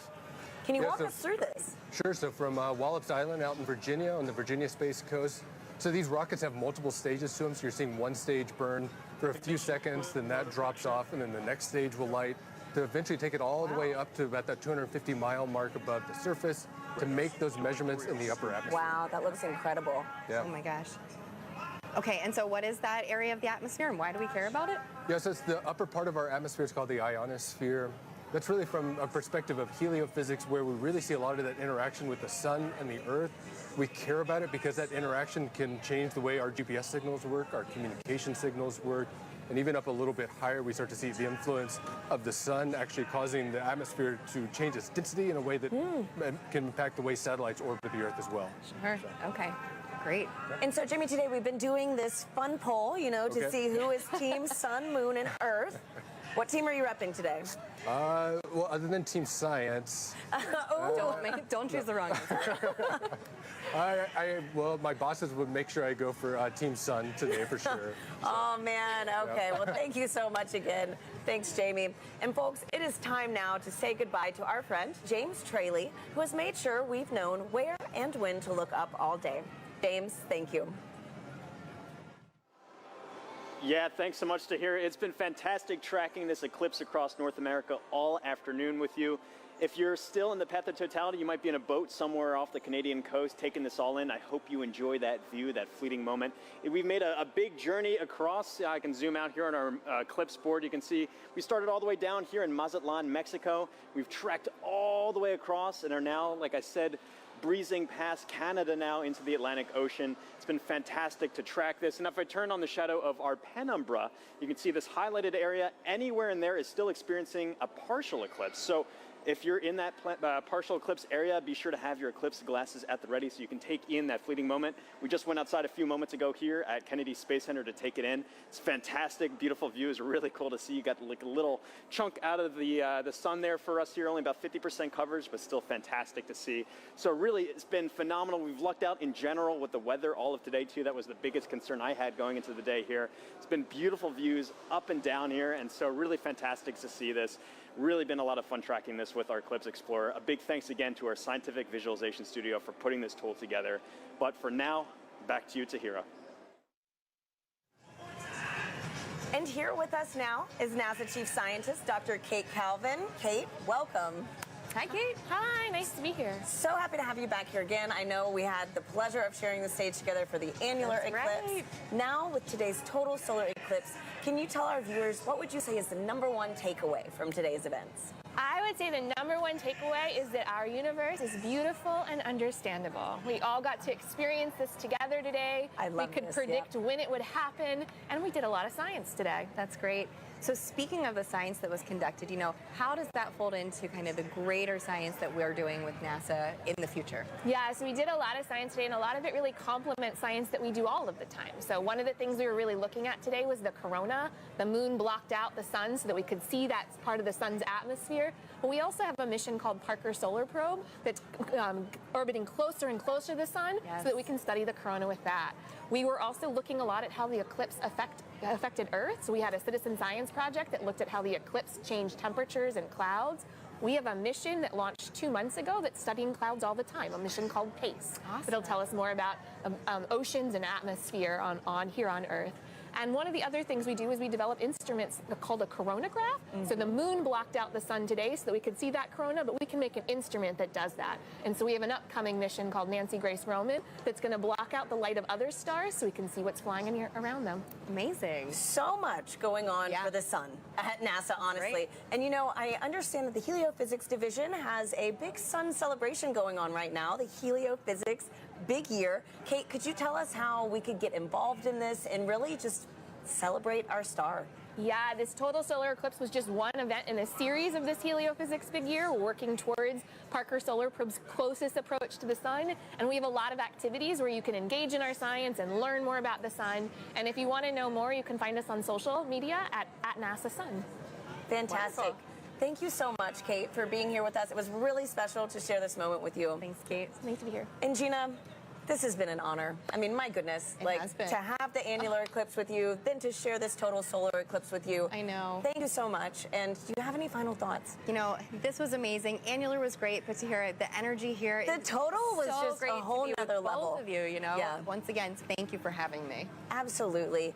And you know, a big thank you to the city of Kerrville, Texas, the Parks and Rec team, and all the people that made today's incredible event possible. I also want to thank our telescope operator Catherine Troach, for those great views of totality here in Kerrville.